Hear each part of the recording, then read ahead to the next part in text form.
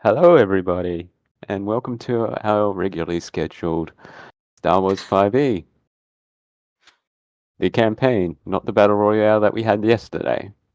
Yeah. That went on much longer than I expected, but I really should start to expect that combat takes a lot longer than you always think it does.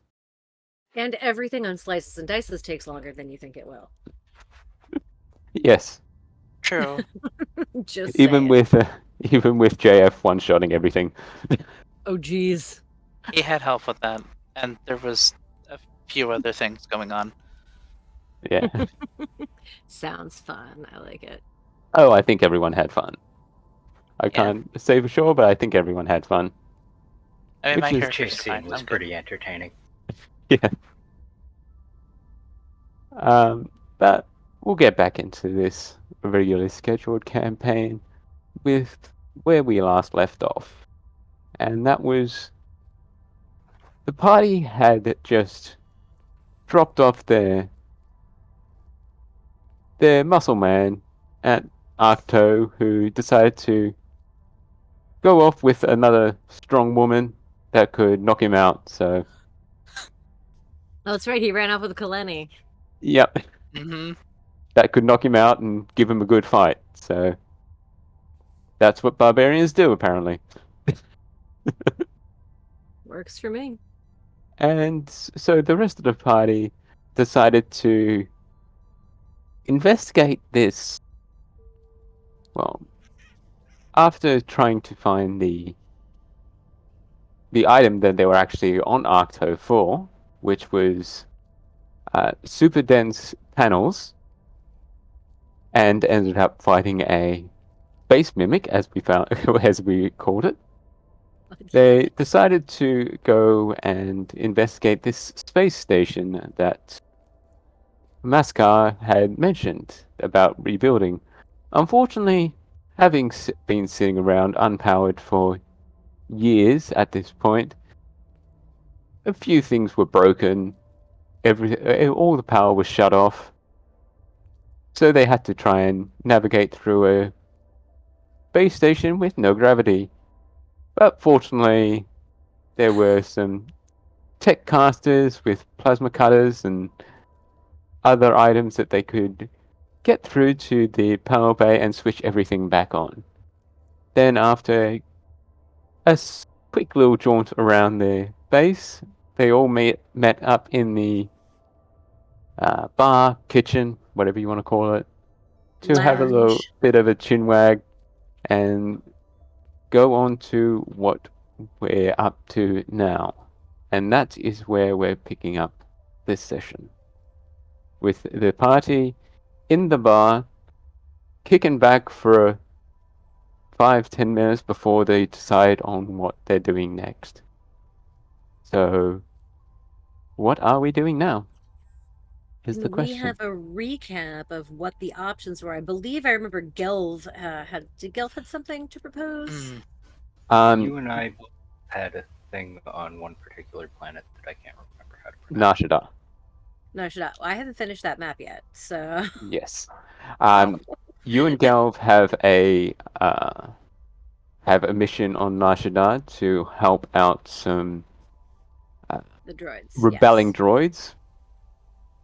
And then Nalasi has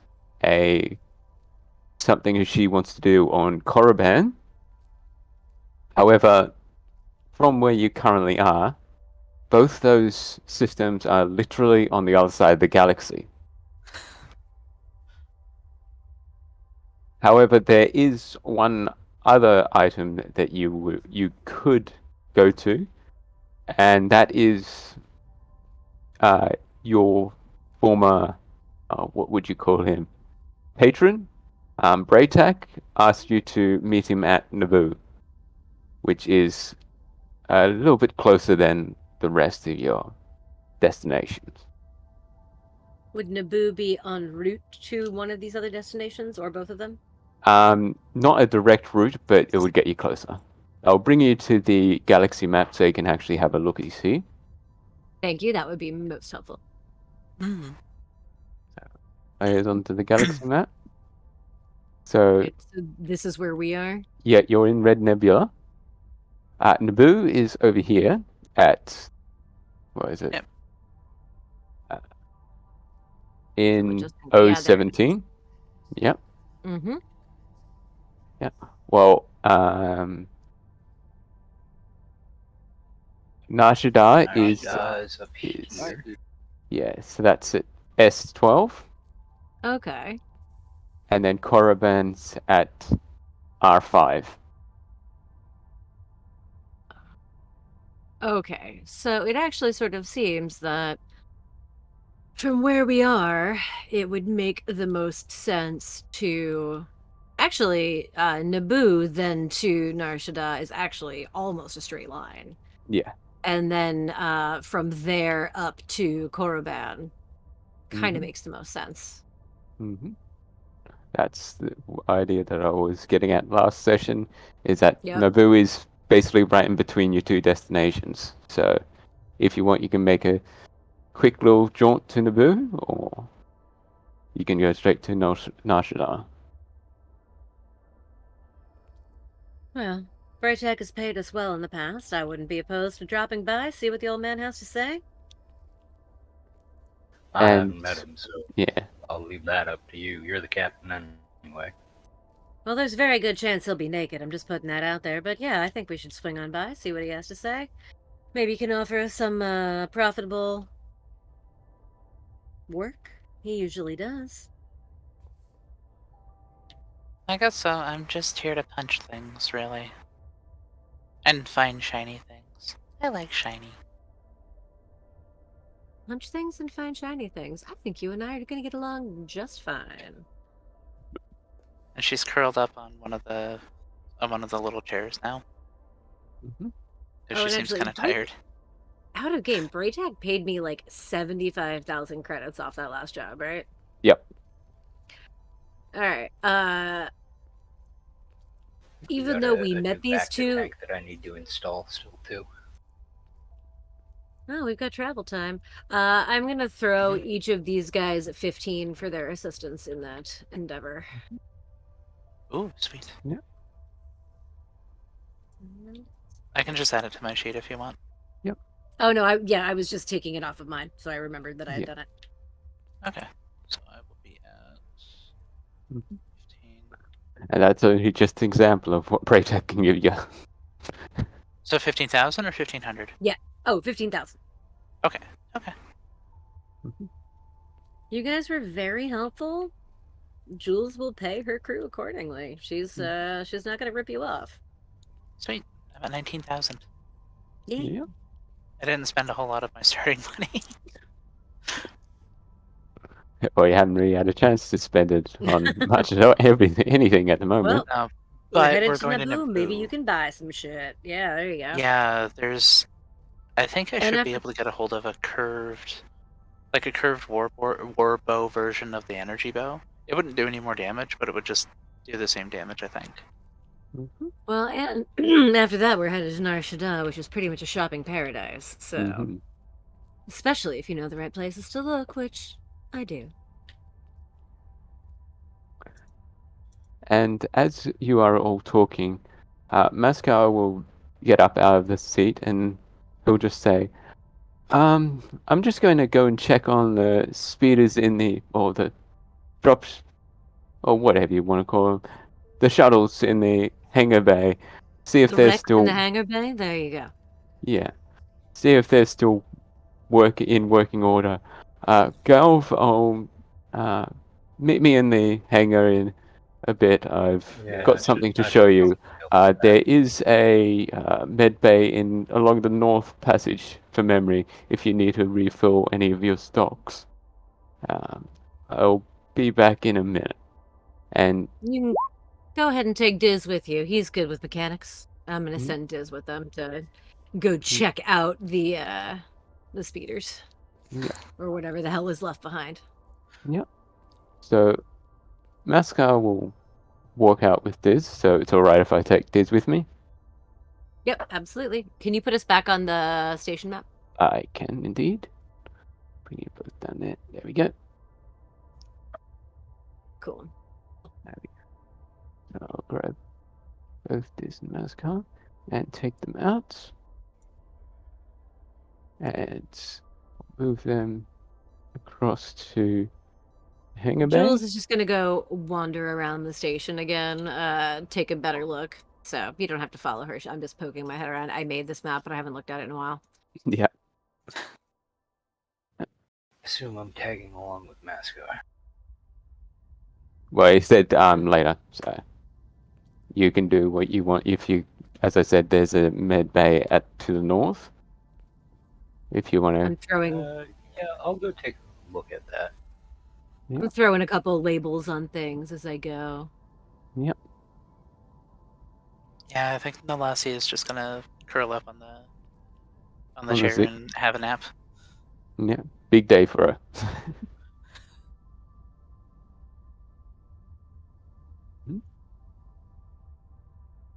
She doesn't like when the gravity is turned off. Yeah, that's fair. That's why she was a little backpack This on looks like a on med Gelv. bay. Mm-hmm. Yeah. Yeah, I'll poke around and see how well stocked the med bay is. Can I get you to make a? Just trying to remember what kind of rolls we can make, or you can make. Let's see. Probably a medicine.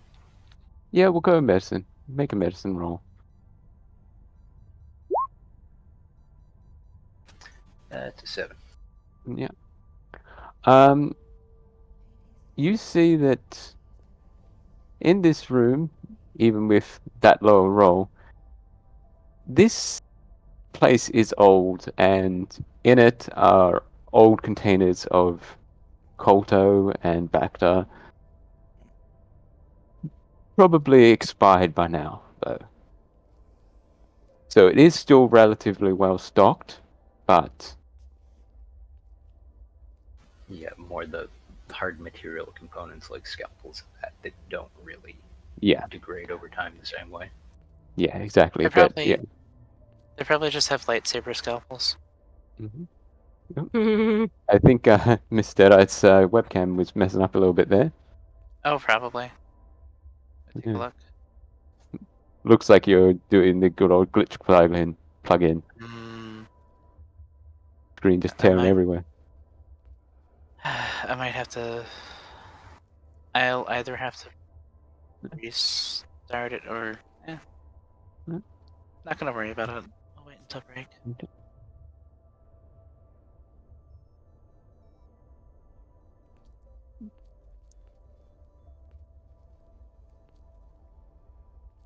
Ooh, this door is locked.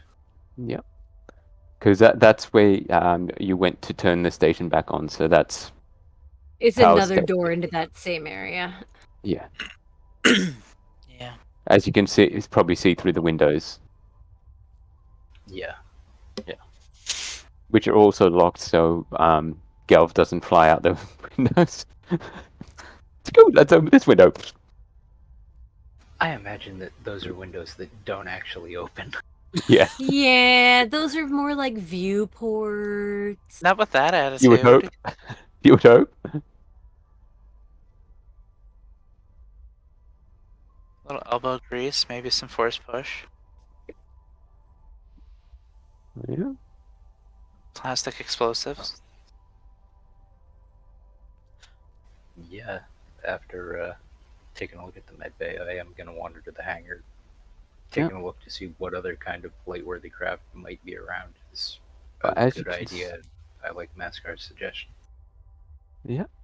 Well, as you can see, that there are 2 additional ships in this station. The one that's probably closest to you at the moment, that's basically right in front of you. That one's a more crew-heavy one. It can seat about 4 or 5 people. So, but it also looks like it's more for transporting goods and stuff. So you would assume that this one is more goods transport, or the truck of the, if you will. Cargo hauler. Yeah, cargo hauler. Though it is a small cargo hauler. I mean, you could put a lot more cargo on your current ship, which you've got sitting in the hangar there.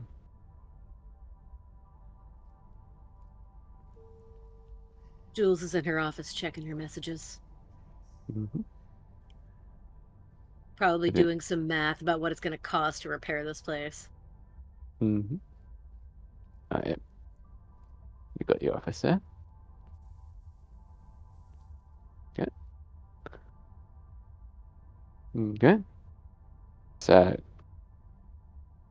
the place, well, you did take a quick loop around the station, and relatively speaking, the station is still relatively intact. There are a few things that are broken, but they're only pretty minor things.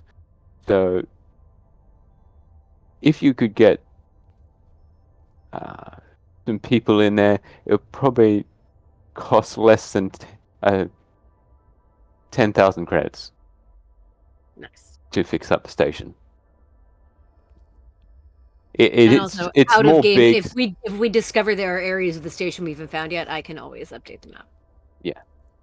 This was just my base station that I created for you. Yeah, basically. And then, of course, it is a modular design, so you can change its set out whenever you want. So if you don't need as many escape pods, you can change out one of the escape pods for, I don't know, a storage area. Torpedo Storage launchers. area, workshop, torpedo launchers. There we go. Some weapons. Mm-hmm. Army station. I think I'm If we can actually going to look for an airlock. If we can find a derelict ISD, we could take one of the heavy turbo blasters off of it. Right. I'm I not joking didn't about build that. any. I want to do an EVA. I Mhm. didn't build any airlocks into this other than the the typical Hangar bay. Star Wars force shielded entrances from the hangar bay. But if you Yeah. want to decide you find one, I am Mhm. totally cool with that. I mean, I if I can walk through that one. I have the friction grip gear. I want to take a look at the outside and see if there's any exterior damage that we didn't notice on the way in. Well, if you have a look in the bottom right-hand corner of the station, there is the other, even smaller ship that could be piloted by one person, and you expect that this ship was more designed for just scouting around the ship. So this one's more maneuverable fighter kind of thing. I think he really wants to go spacewalk, though. Yeah. Yeah, legitimately, Gelv would want to just go spacewalk. He hasn't had a chance to look this other ship over and see how flightworthy it is, and Yeah. he wants to make sure hull integrity on this station is okay. Okay. Well, I think if you wanted to go for a spacewalk, you could suit yourself up more than you are. I have the EVA suit attached to my Yeah. engineer kit, and I have the friction grip gear. Nice. Love it. No, I mean, if you had mag boots, this station is made of metal, and you could just use mag boots instead. Yeah, either way. I think, mag boots would probably be more apt here, because friction grip requires gravity. Out in space, there is no gravity. The This is station true. itself has artificial gravity, though, doesn't it? On the I inside, thought yes. they turned that on. On the inside, yes. If you want to EVA. Yeah. I guess I'm looking around to see if there's any mag boots around. I don't imagine there are, but maybe. There's gravity in space, but not. The station isn't big enough to have its own gravity. Yeah. It's not a space station. It's not like a space station like the Death Star that has its own gravity force. Or a Yeah, gravity actually projector like Double looking at the interdiktors have. friction grip boots. Yeah. Oh, But that's another thing. yeah. You were going to say Sorry, something, Deadite? I was just thinking out loud. Like, if we find a derelict interdictor, we could take the gravity well projector that it has. It is possible. I'm not saying that's not going to be possible now. Well, as you come over to this side, you do see Mascot rolling out a toolbox, and he'll see Gelv walking over and just say, "Hey, Gelv, there was this I want to show you. In this toolbox should be all the tools that you need to finish upgrading that speeder that you got in the ship." Well, I'll probably want to put that on our ship because I don't know how long we're going to be staying on this before we move on to our next point of egress. Mm. I would rather keep this toolbox here, even though it does have wheels. I don't want to leave it at the station. Though it looks like you're suiting up to go outside. Do you want to check the exterior? Yeah, if this has been hanging around derelict for a while, we have no idea what kind of small bits of junk could have collided with the station and made little pinholes somewhere. Doesn't take much, as long as it's moving at high speed. Oh, definitely not. I think it did hit a meteor once or twice. But if you're looking for mag boots, there should be some in that container just over there. And he just points over to this big container over here. Just be Yep, careful out I there. will. I've seen so many people lose grip doing EVA. Well, thankfully, I also have the thruster pack here that I should be able to get back if I become detached. But I'm also going to look in there if there's mag boots in there. I'm hoping there's some ropes with carabiners Yep. or As something you similar can where I see, can. the inside that big container is basically all the equipment for an EVA. So it even has a spacesuit, mag Uh, boots, a tether with grapple, I won't and take you just this. look on the wall that there is actually a mounting anchor for you. Tether. Yep. So Uh, I won't take the suit because I have the integrated EVA suit. yeah. Um, that way, if someone else decides to come find me, they can. But yeah, uh, I'm going to put on the mag boots and grab the gear and go on an EVA to go around this station and inspect for damage, which I Okay. imagine probably takes him about 2 hours. Yeah. So yeah. I'll get you to roll. We'll say a tech roll for each hour that you're out there.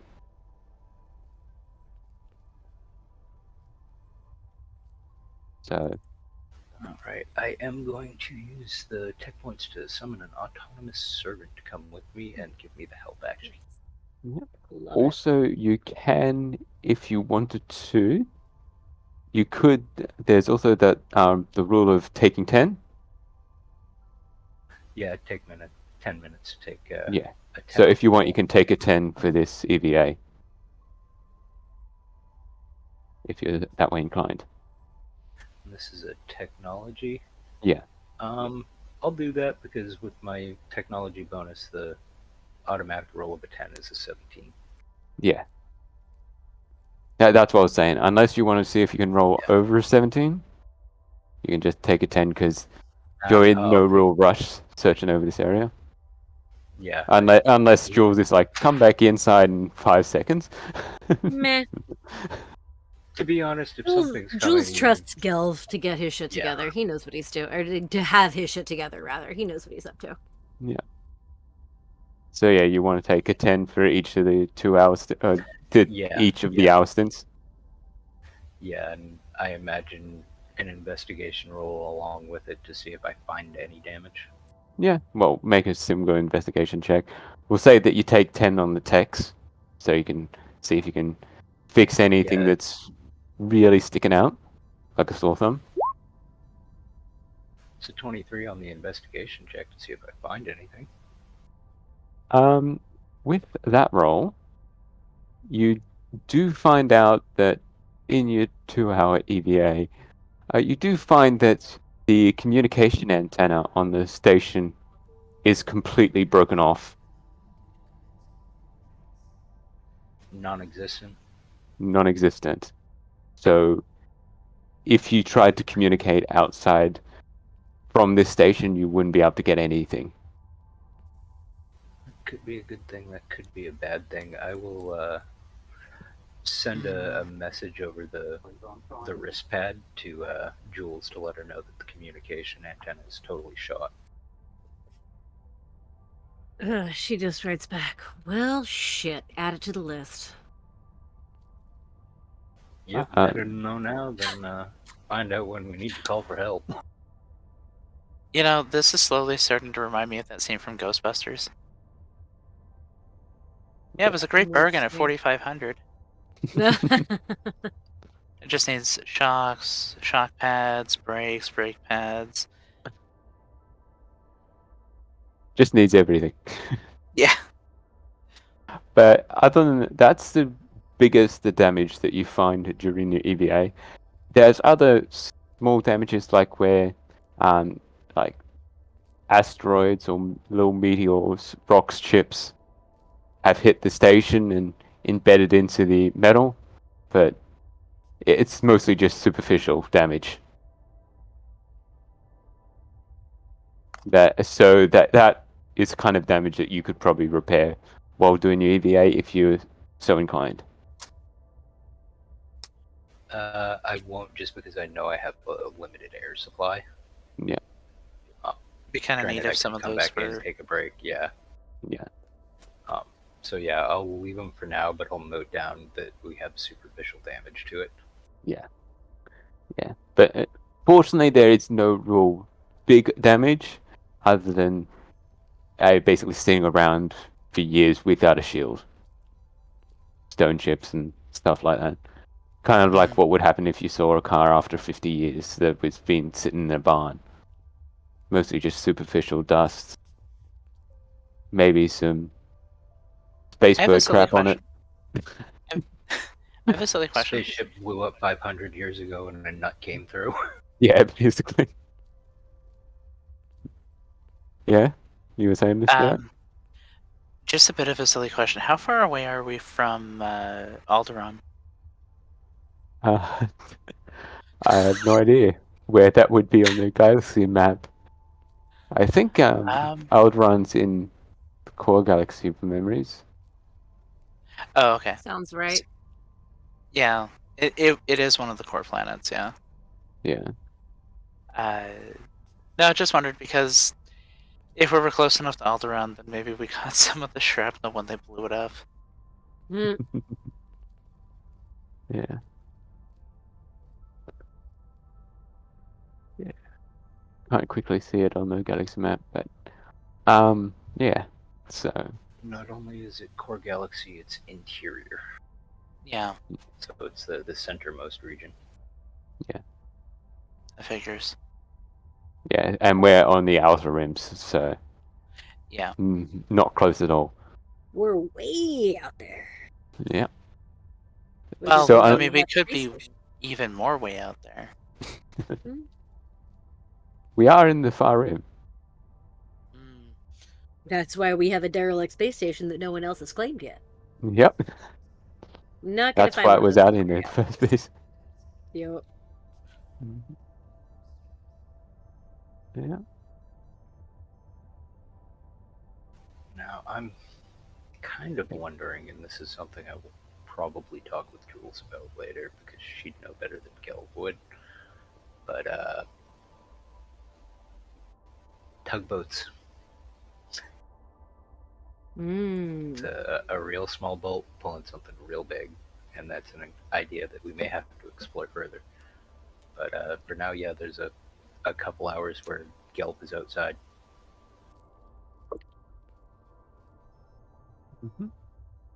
Yep. So within that 2-hour time, what would Jules be doing other than going through all the messages on her computer, or new computer, I should say?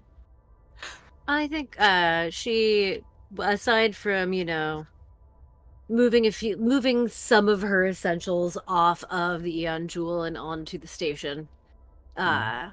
She's not used to having a base, like a place that actually is hers other than her ship, and she's kind of Overwhelmed a little bit. not overwhelmed, just sort of like temporarily enamored with that idea. Like, when something new is presented to you and you just like you get into it. You because just it's or you just freeze. It's just like, okay, what do I do? Yeah. Someone's just instead of given me a Lambo. What do I do?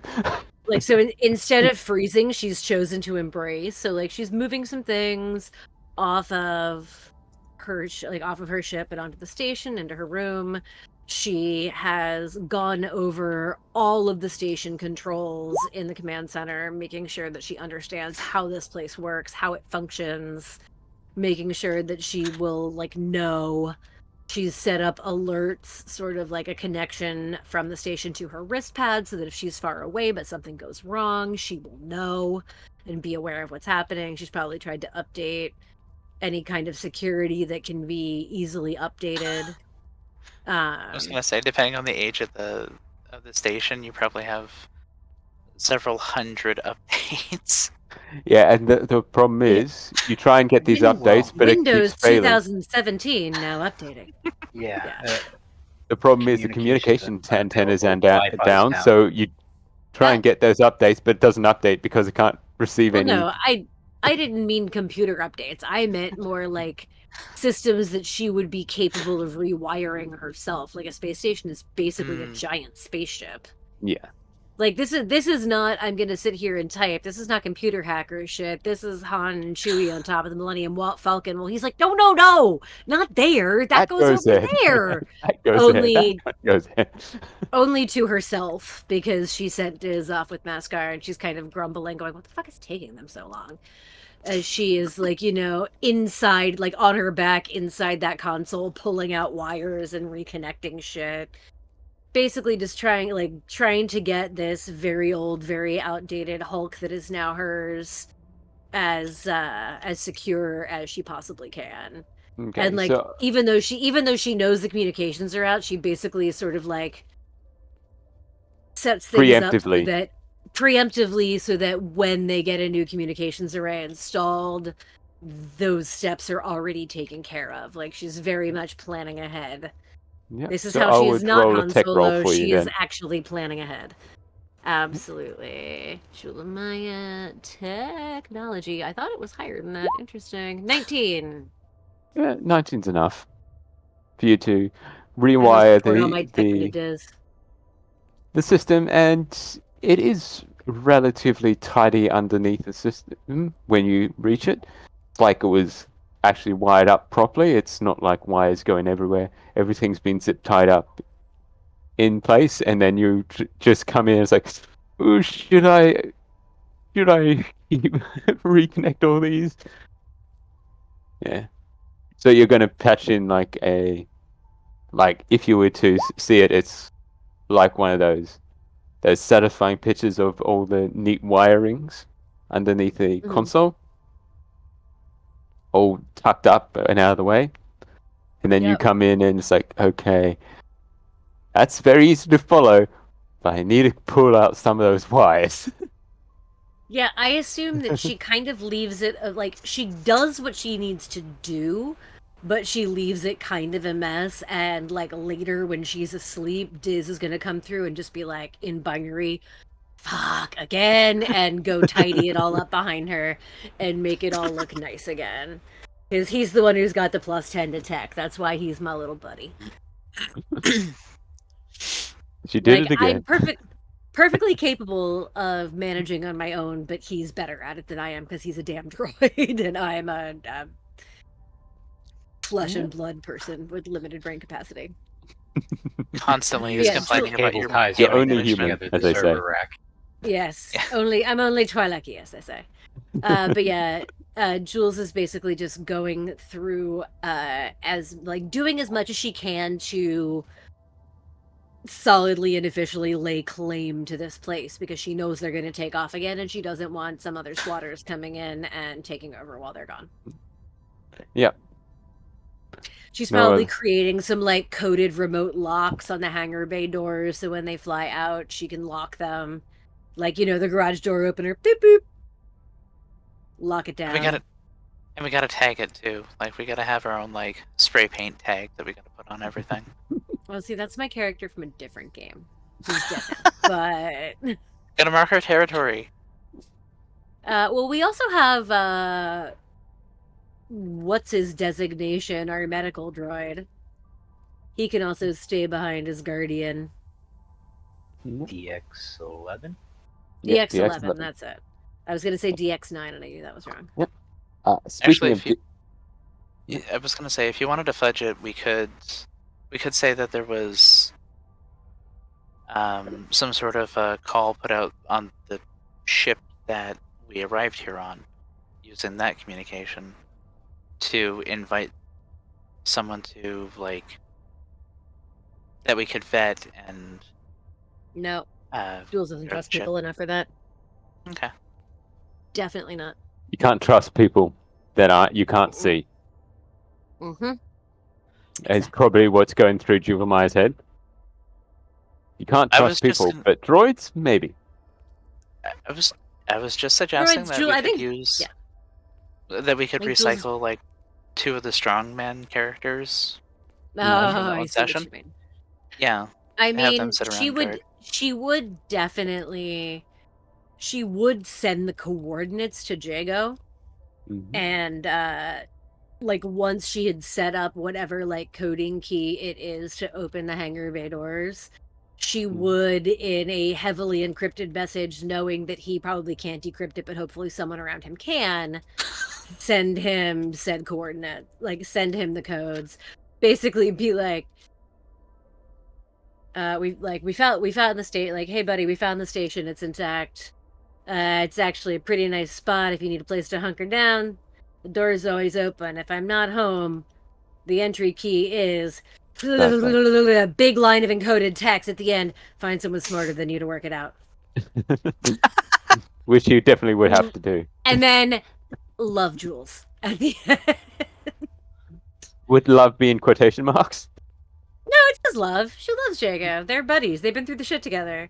She understands he had to go fuck off, but she gets it. Like, Jules will never, ever begrudge anyone their independence to go do what they need to do. Yeah. But that's like, yeah, it's one of those things, like, her loyalty is difficult to earn, but once it's earned, you fucking have it.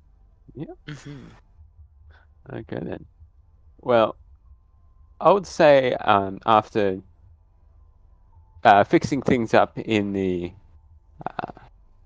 in Jules' office, Jules would probably go out to check the hangar to make sure that the shields are, in fact, only one-way shields, so that anyone else trying to come in can't, unless they have the code. The access codes. I mean, that was the plan, but yeah, she probably would go.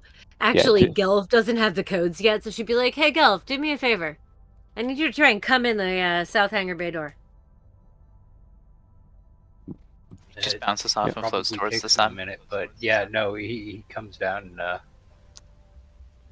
probably sees Jules through the shield wall. So hi there. And we'll attempt to go through. Thankfully, he's still all anchored, so. You probably hear him coming from a mile off with the magnet boost. It's like the footstep soundtrack from Alien Isolation, just not creepy. Yeah. Or from Fire Team. Or both. There you go. PTSD from the Warriors. Maybe a little bit creepy because you get that release sound too, so it's like an odd staccato that is it's footsteps, but something else. Unfortunately, I don't have that sound effect on my sound effect. But no, I just did it for you. Yeah. Only maybe a little slower. I don't know how fast Gelv moves. Or how fast he can move with his mag boots on. Yeah, like he's not going fast in the EVA. He knows that that's a bad idea. Yeah. It's better to take your time and get there intact. But once he does get there, he does attempt to enter at Jules' request. Mm-hmm. I And think I found the perfect GIF. Oh, I think of course, Mr. Deadites found the gifts. always. I love it. Now I have to navigate to the correct channel and find that.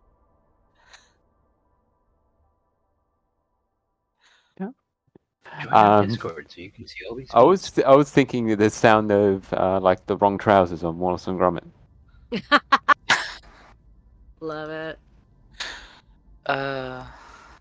If you remember that sound. Mhm. But yes, when Gelv tries to enter, he gets quite the nasty shock from the shield wall. To which Jules just sort of nods and goes, "Excellent," and then sends him a coded transmission with the end. Wait, no, don't send me that yet. I want to test it further, and I'm gonna go find like the outer entry panel because there's usually like a manual override thing that you can get to get in, Yep. and he's gonna see if he can decrypt the code and get in. Okay. See if he can hack his way in. So that would be a tech roll. Love it. That is Ah, a nice fuck 27. you. Yep. Gosh darn. You find out that because of Jules has used this code before. how they've designed this station is you can get in easily if you're EVA on the outside of the station. So it's basically just a big red button that you can just press, but that's behind like a shielded wall that you have to try and jimmy out. But all you have to do is just press the button and you can walk in.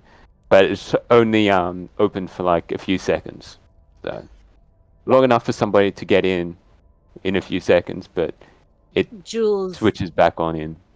Jules sees that, just goes, "Shh, Diz." Yeah, that's not your code. That's hardwired right in. We can take Safety it out, feature. but then if any of us are out there and the shield is up, we need somebody on the inside to let us in. I got this, Diz. She calls Diz over and she's like, "Hey, buddy, I don't know what Mascar's got you doing, but if you check these ships out, do me a favor, get down to control and rewire that button so it also needs the code, please."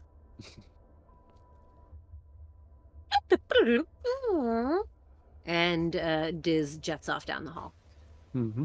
Yeah, Well, I will take he's got a second to fast show speed, him so he where can get the down there pretty wiring quickly. is Oh, he's very speedy. on the button end, so he knows like what circuit he's on that he's working with. Yeah. You bring out the blueprints of standard wiring. This one right here. I trust Diz's tech Yeah. savvy. Do I need Diz to make a tech roll for this? Why not? Gotta make some rolls. 15, Dizzy. He tries to do it a little bit quickly because he saw his owners be like, do this quickly. So he tries to get it done quickly. He is able to do it with a 15, but he doesn't have time to neatly rewire it. He'll do that while we're all asleep. That's fine. He forgets the cable ties. Yeah. Yeah, it's fine. His storage compartment is currently full of Other stuff. holocron, so Yeah, he goes to pull out the things. zip ties from his storage compartment, but it's like, oh wait, I've got something else in there. He knows there's probably some, because like all of the escape pod areas, like the area immediately preceding the escape pod has kind of been turned over to storage, and I think one of them is kind of like a workshop. So he's sure they're somewhere and he'll find them later, but right now he just wants to get the wiring done. Yeah. Yeah, his cable management's gonna suck for a little bit. That's okay. Oh, you're making me think of work today. No, dude, I am currently in the process of creating my magnum opus of cable management, and I'm really happy. Ooh. Gotta love neat wiring. I'll send y'all pictures when it's done on Monday. Oh my. Well done. Fluid heat exchanges are the same thing with wires. Mhm. And At this point, DX11 will come out of the ship, so I'll just quickly drag him onto the station. He hasn't come out to play yet. I've got a whole mid bay for him. Mhm.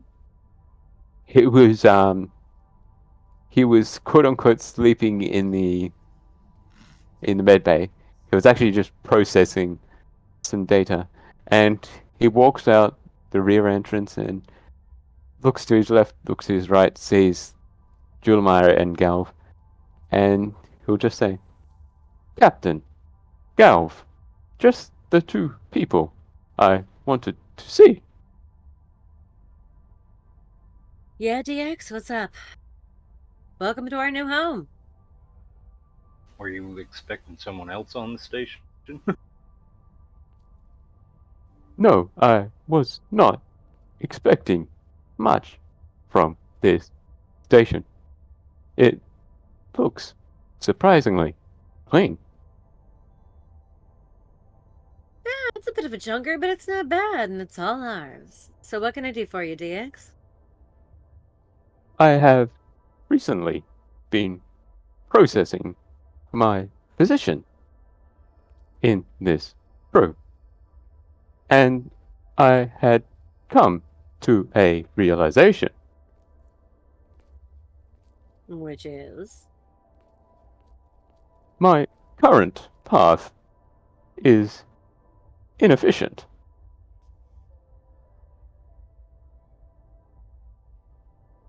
Okay. I wish Inefficient to ain't always bad. I wish to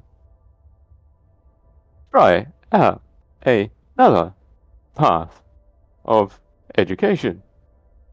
However, my memory is not large enough to do that at this point. So, I came to the conclusion that I wish my memory wiped. White. I'd rather upgrade you and give you more memory than take away what memory you have. Yeah, I'm with Gelv on that one. Why would we want to wipe you? Because I could be more useful to you, choosing Yeah, a but different path. Could you be a little more Mm. specific about that? You've already been quite useful to us, DX. I am useful out of combat. With what I am thinking, I would be more effective in combat, while still maintaining my healing capabilities. I think that's still a problem that we can solve just by equipping you with a larger memory capacity. I agree with Gelv. We're headed to Naboo and Nar Shaddaa after that, in one of those two places, specifically in Nar Shaddaa. We should definitely be able to get you upgraded without having to wipe your current memory.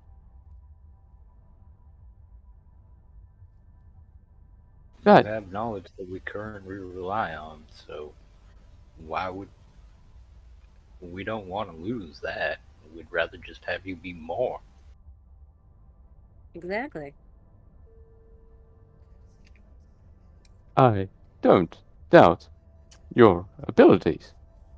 However, this is my choice.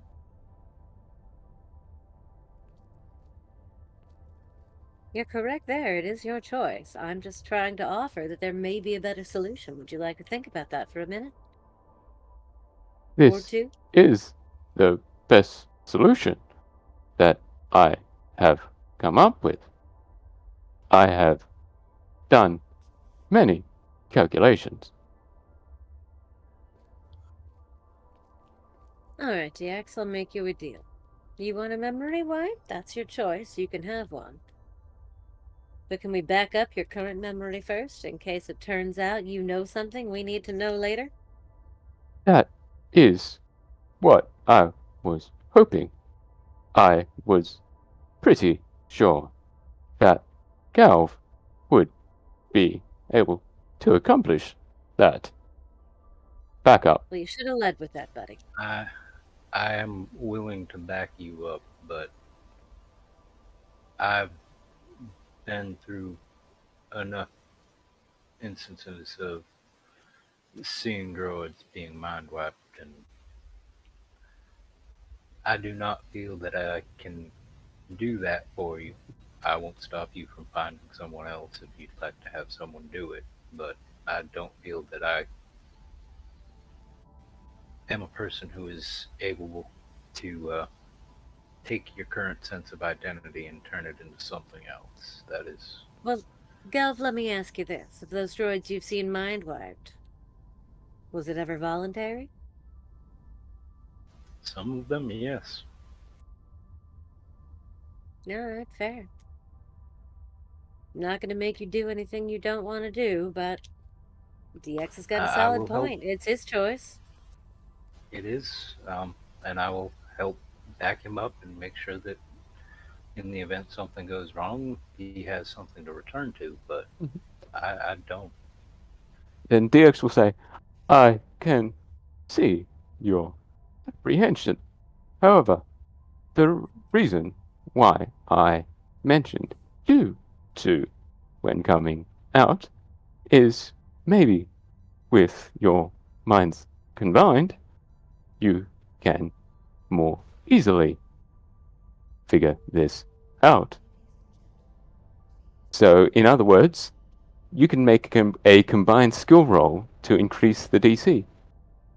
And depending on how high you can roll, it depends on what the X11 comes out as.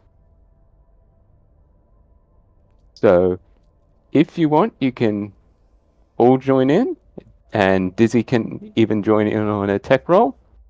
And it's a combined tech roll, and depending on what number you get is what will come out. You're looking at a tech roll of at least a combined 50 to have him safely backed up his memory. So that's a 50. Just with backup. Yes. All right, before we do that, Jules will say, Oof. all right, I understand you want to do that, and I understand that this is your choice, but, well, first let's have a little chat. And we don't have to roleplay this, but Jules is going to say, what are the things you never want to forget? And she's basically what she's going to do is try to get DX before they try to, digitally back up his memory, to verbally tell her the most important parts of his history and or the most important information he thinks he knows. Gil will lean into Jules and say, rather than just us remembering, let's use our wrist pads, both of us, and record what he has to say. Excellent point, yes. Redundant backups are a good idea. Agreed. We'll click a button on her wristpad and say, DX, tell me the important things that you remember. Okay, and as I said, you don't have to roleplay this. But that would be like the whole goddamn session, so no. Yeah, but basically, his goal in life is to make himself useful to his master. The reason why he was let go by his master is because he was not useful, and the fact he has come to the conclusion that the reason why he is not useful is because of his current skill set. So he wants to move more into a skill set that's more in tune with what his master was, which in this case was an operative. So that is basically where he wants to go at the moment, but at the moment he's basically a scholar. So he's book smart. After he relays all of that, Jules will say to him, Well, I understand where you're coming from. And I understand that your previous master didn't appreciate you for what you are, and for that I'm sorry. But I will say, while this choice is still yours, I find you very useful just as you are. So I'll ask you again. Do you really want us to do this? For you, not for us, for you. I wish to try. And sometimes you have to go all in. Well, that's a sentiment I can't argue with. Yep. All right. So who wants to get in on this combined tech roll? You I can was add Dizzy, you can add your constructed droids, and maybe even Mascar will join in. I was about to ask if this is something that we could potentially use that take 10 roll for. Take 10 Because wouldn't this is be not a enough. rush. Mm, Yes. That's what I'm trying to think is whether or not that actually could be enough. No. Well, do you want to wait and see how everyone else rolls first? Because we're trying to get to a minimum of 50, right? Yes. And taking Yeah. 10 would only get you up to about 40. Taking 10 with Diz would get us to 20. Because you Yes. said he had And with plus you 10, would get you up to another 20. 37. Yeah. What's And then mine would be a Jules' 14. take 10? My tech is 4, so it would be a So- 14. But That if gives you us can get 20. higher than a 50, there is bonuses.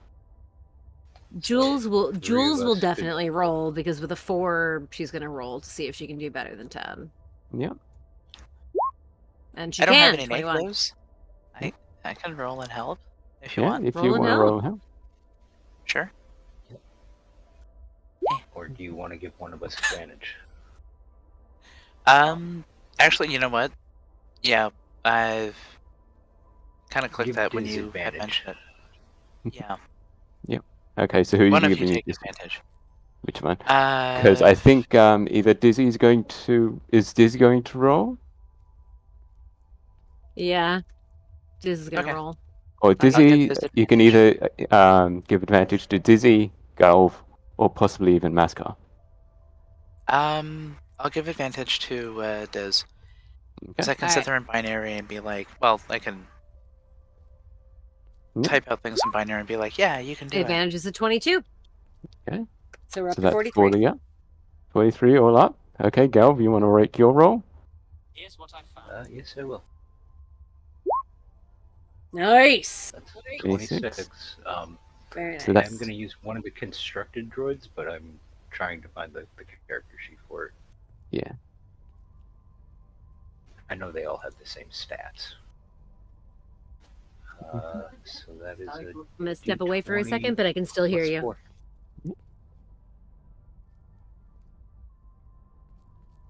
Don't step in my deck. So the constructed droid gets a 21.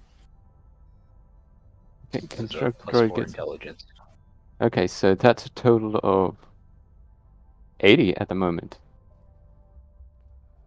That's pretty darn good. Hey, Masca, you want to get in on helping with this? It seems to be going smoothly, but I'll see what I can do. Let's And, go, Luke. Sorry. can DX11 do his own technology roll to assist me? unfortunately not, because he has to be offline while you're doing all Yep. this backing up. Okay, let's see. It was worth a shot.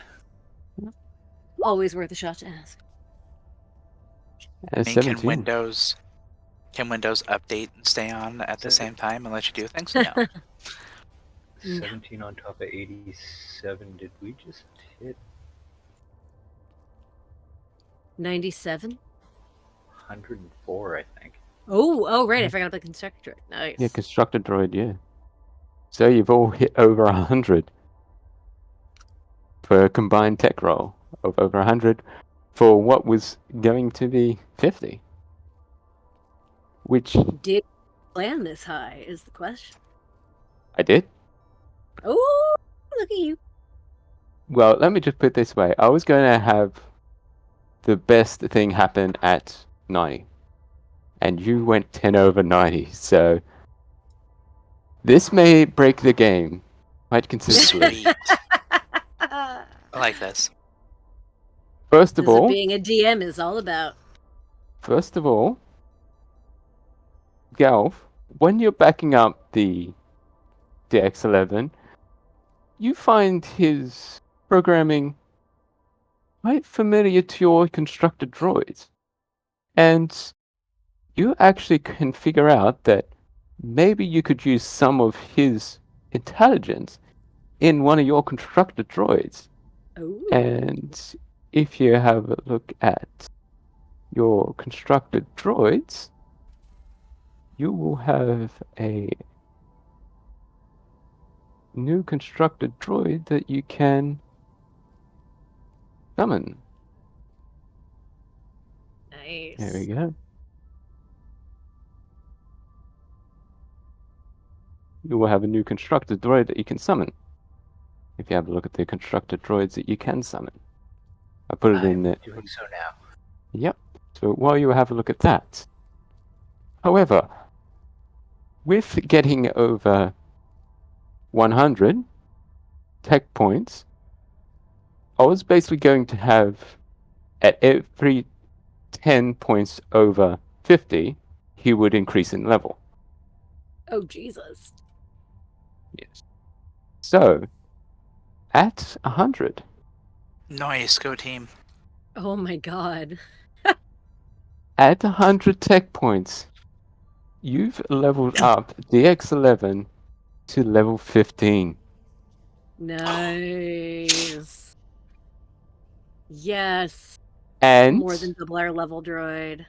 yeah, Ow, kitty. And- Why murder? he has taken the operative practice of sawbones, Ooh, cool. which gives him better criticals, and also keeps.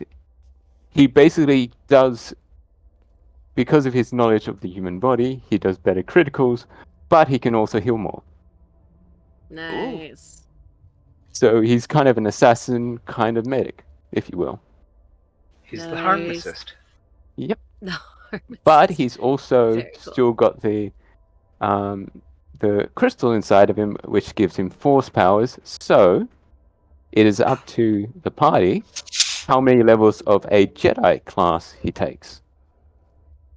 Ooh. Sentinel would work really well with him. I think. Mhm.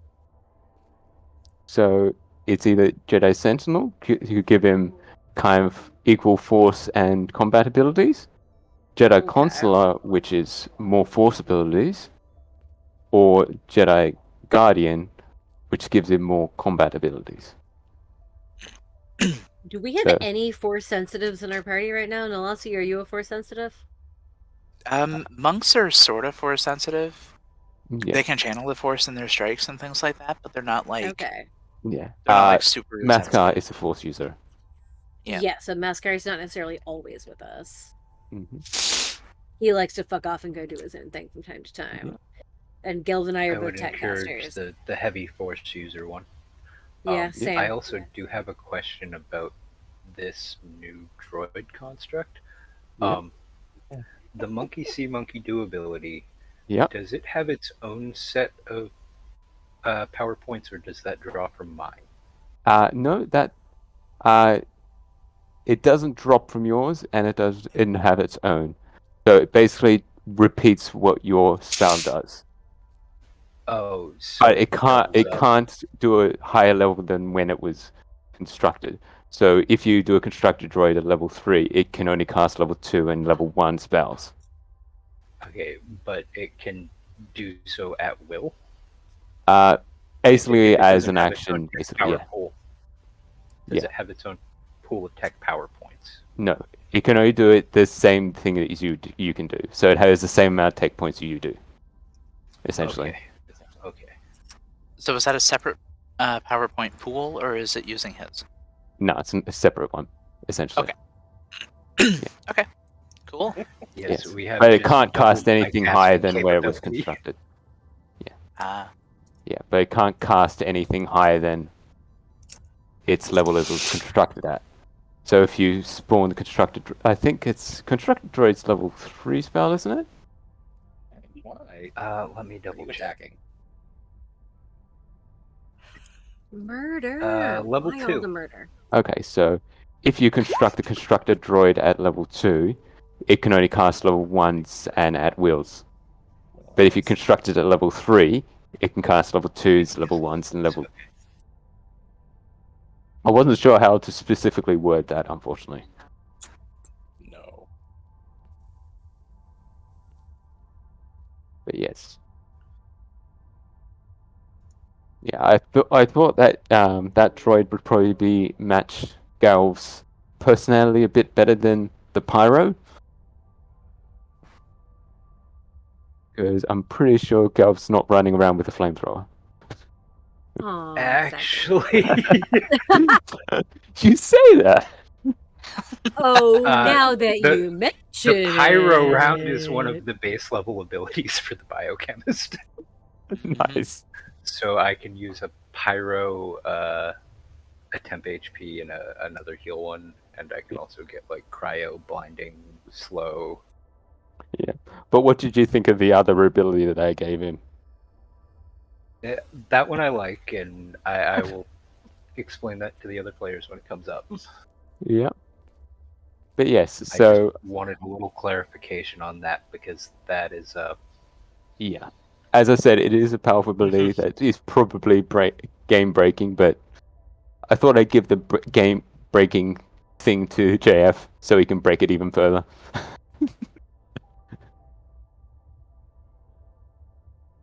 Yep. But yes, so you are able to back up you his basically personality. get a second, So, third level caster if I cast this at a third level. so you are able to back up DX11's mind completely. Right. So if at any point you can give him another mind wipe and just restore his old personalities. If we need to. Okay. Yes.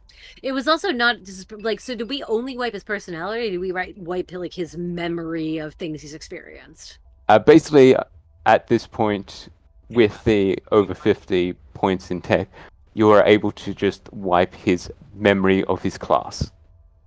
that he Okay, said. but he still has all of his personal memories. That was more of the thing Yeah, that Jules it was still worried ha- about anyway. So cool. Yes, All right. you're able to say 6. I mean, I'll just say this out loud. If you were to roll like under a 10, a combined tech roll of under 10, you would lose DX11 forever. Okay. A complete mind wipe that is, he's just a shell. There's no personality there. He's just a So he's husk. still got he's still DX. He's still got DX's memories of what DX has experienced in his life. He's just a different class now, essentially. Yes, basically. And many levels higher than us. Okay. Yes. I'm just going to have to update his character sheet for that level, but yeah. Essentially, you've got a level 15 character in your party now. Cool beans.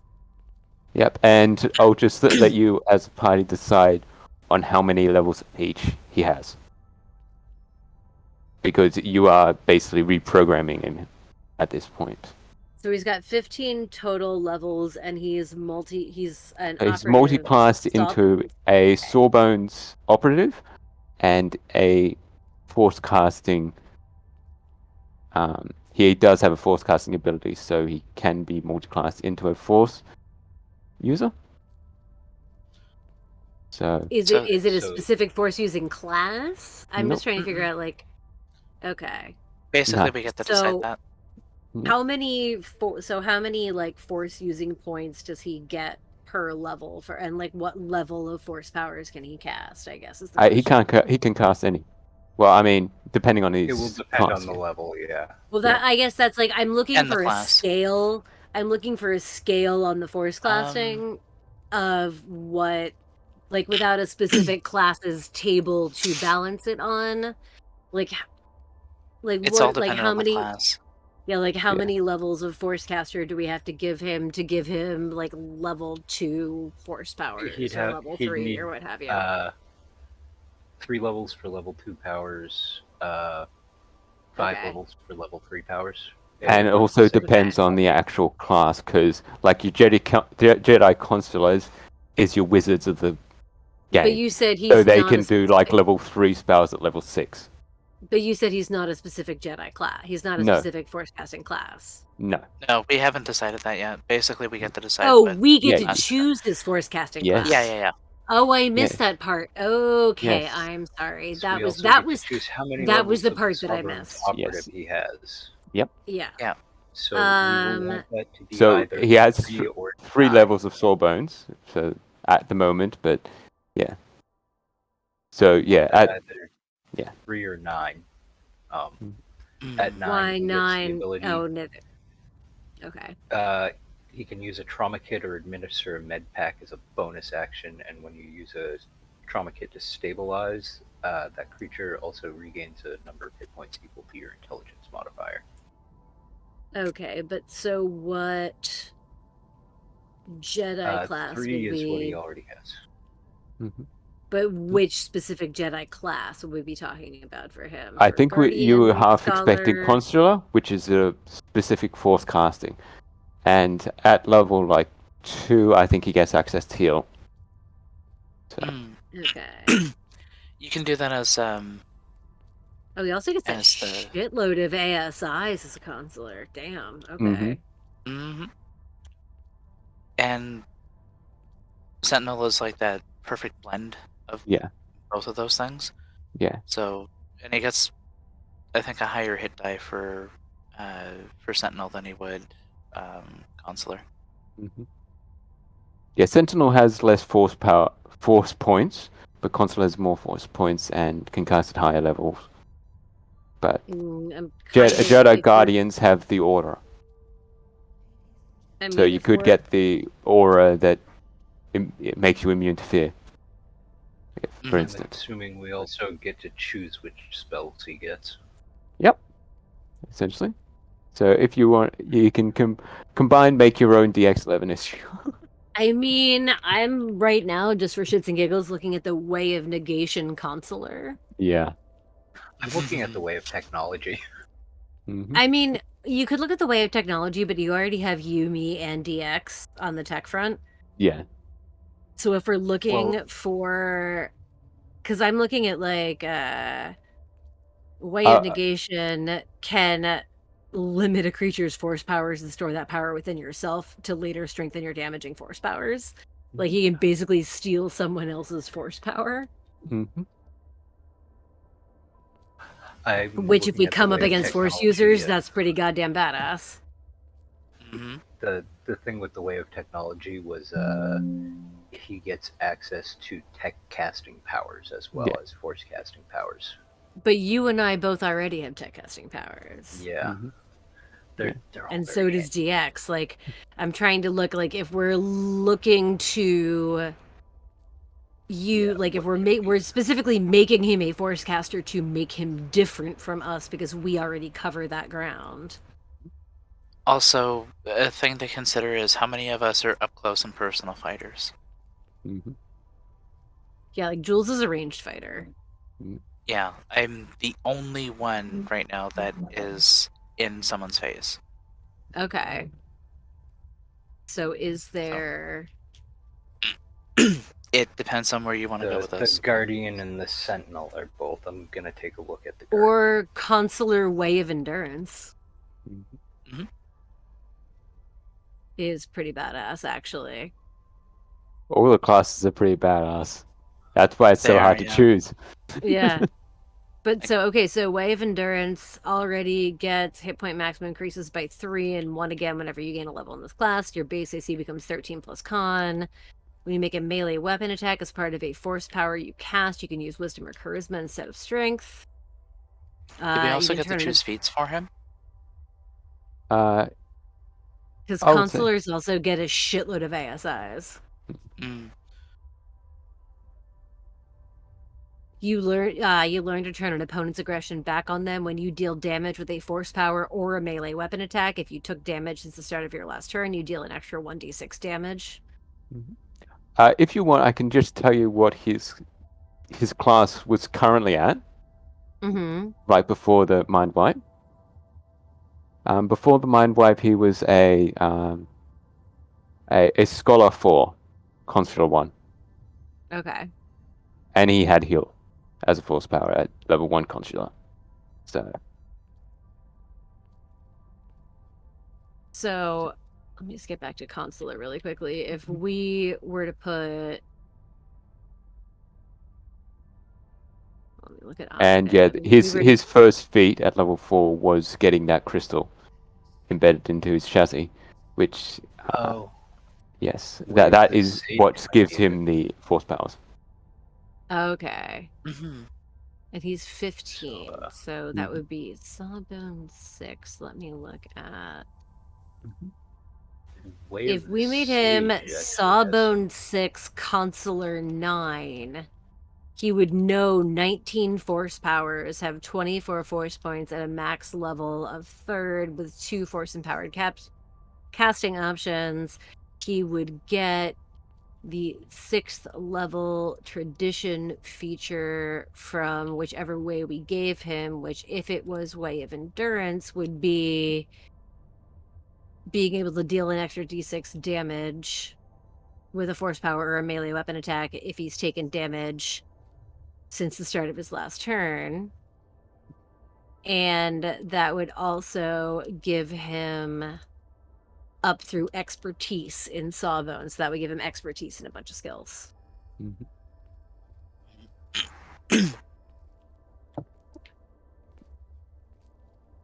I mean, I think that, like, at the very, like, expertise is very important. We should probably give him up to a level 6 in operative and then decide if we're going with a different force caster. That's fine. I was mostly just looking for who could cast the highest level force powers, Mhm. and that would be a consular. Yep. So Consular 9 should give him access to 5th level force powers, not 3rd. Mhm. Did I read that wrong? I might have read that wrong. I think so, yeah. Oh yeah, it is 5th. I'm looking 5th at with Wave 36 Sage force Consular. points, 25 powers known. He's got an ASI. He's got his 6th level tradition feature. He's got 2 ASIs, which means we could throw a feat on one of those if we wanted to. Mhm. There's an argument Efficiency- to be made for a 10th level Wave the Sage Consular. As an action, Okay. he'd be able to channel the force and evoke healing energy to restore a number of hit points equal to 5 times his consular level. And he would be able to Ooh. do this 4 times. He would be able to That's heal pretty 50 badass. HP 4 times. Choose creatures within 30 feet of you and divide the hit points among them. Can't So heal mass more heal, pretty much. So do we want mass him to heal, be? but it can't heal to more than half hit point maximum. So do But we want him to be a big healer who can wield hefty force powers, or do we want him to be someone who can join Nalasi in melee? That's kind of where we are. Yeah, I mean, Frontline don't get me fighter wrong, or I'm- backline fighter. Like, I'm a rogue. I can be a melee fighter. I would just need a melee weapon, because I don't think I have one right now. I actually might be able to. Oh, except for the shitty ass knife. I had the shitty ass knife, but Yeah. I'll tell you what that is later. Yep. I can actually change up my loadout with my engineer mods and become kind of a mid-range AoE aggro machine. Okay. How's that different than any time other time? Well, like I can. He's a ranged myself- aggro machine right now. Yes and no. I can do a lot of debuffs that I don't currently have equipped because I'm doing healing.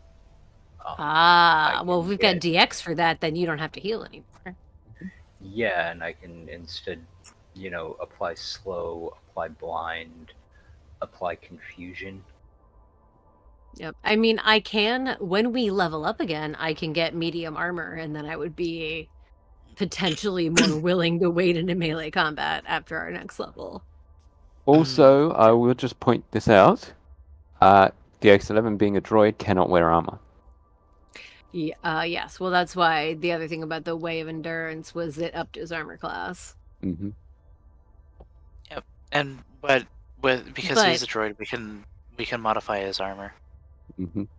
And I'm not like I'm like At way of some the point sage. I'm here, like I'm not mad at massive healing coming from him, especially if Yeah. that means that if Gelv doesn't have to heal anymore and can focus on damage, then it would make sense to to make our now force casting droid also a massive healer. Hmm. Well, it wouldn't switch me as much to damage. I would still have damage abilities, but it would give me a chance to switch to a bunch of debuffs. Mm-hmm. What's your 2 cents, Mr. Um, it sounds like we're going in a direction where we can have a lot of mid range and long range. Mm-hmm. And just as long as somebody can because having only one person be the front line is a bad idea. So No, I I would say agree. at our next ASI or the next ASI that Gelb gets, I do plan on taking the armor proficiency feat so that I can take heavy or medium armor, and I do plan on eventually picking up medium armor and a medium shield generator. Yeah. Before then, I will probably be looking for a light shield generator at some point, but those are I will just say that version. even though this hasn't been said, as a scholar, he can administer med packs from a distance. Mm. So he doesn't have I to will be right say next this- to you to administer a med pack as a scholar. I will I say wish this there new, were better constructed damaging droid- martial vibro weapons that Yeah. were versatile. Yeah. Or not versatile, finesse. Yeah.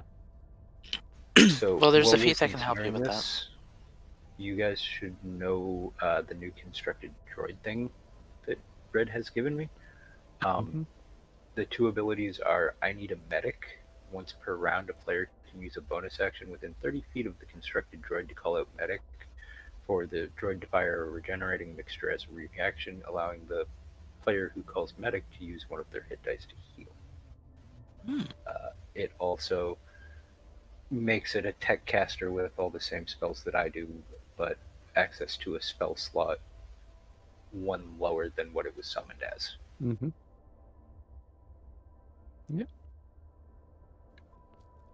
I Okay. mean, So if we can find like effectively have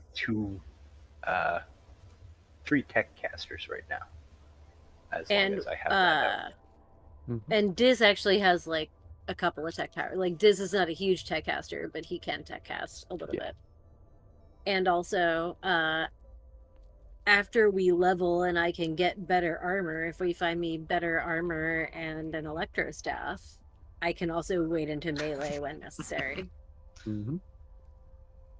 I'm not sure I understand. Or sorry, an echo staff or a double sword. My goddamn watch always thinks I'm talking to it. I'm sorry. I'm sorry, I don't Okay. understand. Yeah, he's been doing that constantly. Like anytime I lift, like I have lift to talk on because it's usually helpful, but then whenever I'm playing a game, if I lift my hand anywhere near my face, he thinks I'm talking to him.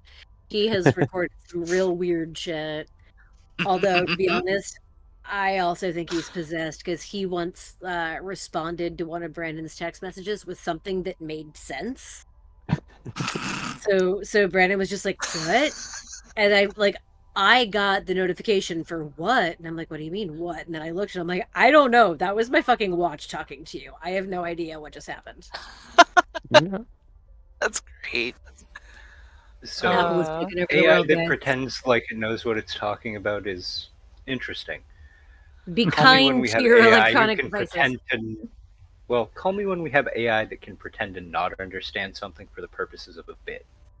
Oh, there you go. We might have that by the end of the year. I mean, there's a reason that I have named the first floor security camera in my building Hal, and I say hello and goodnight to him every time I pass him.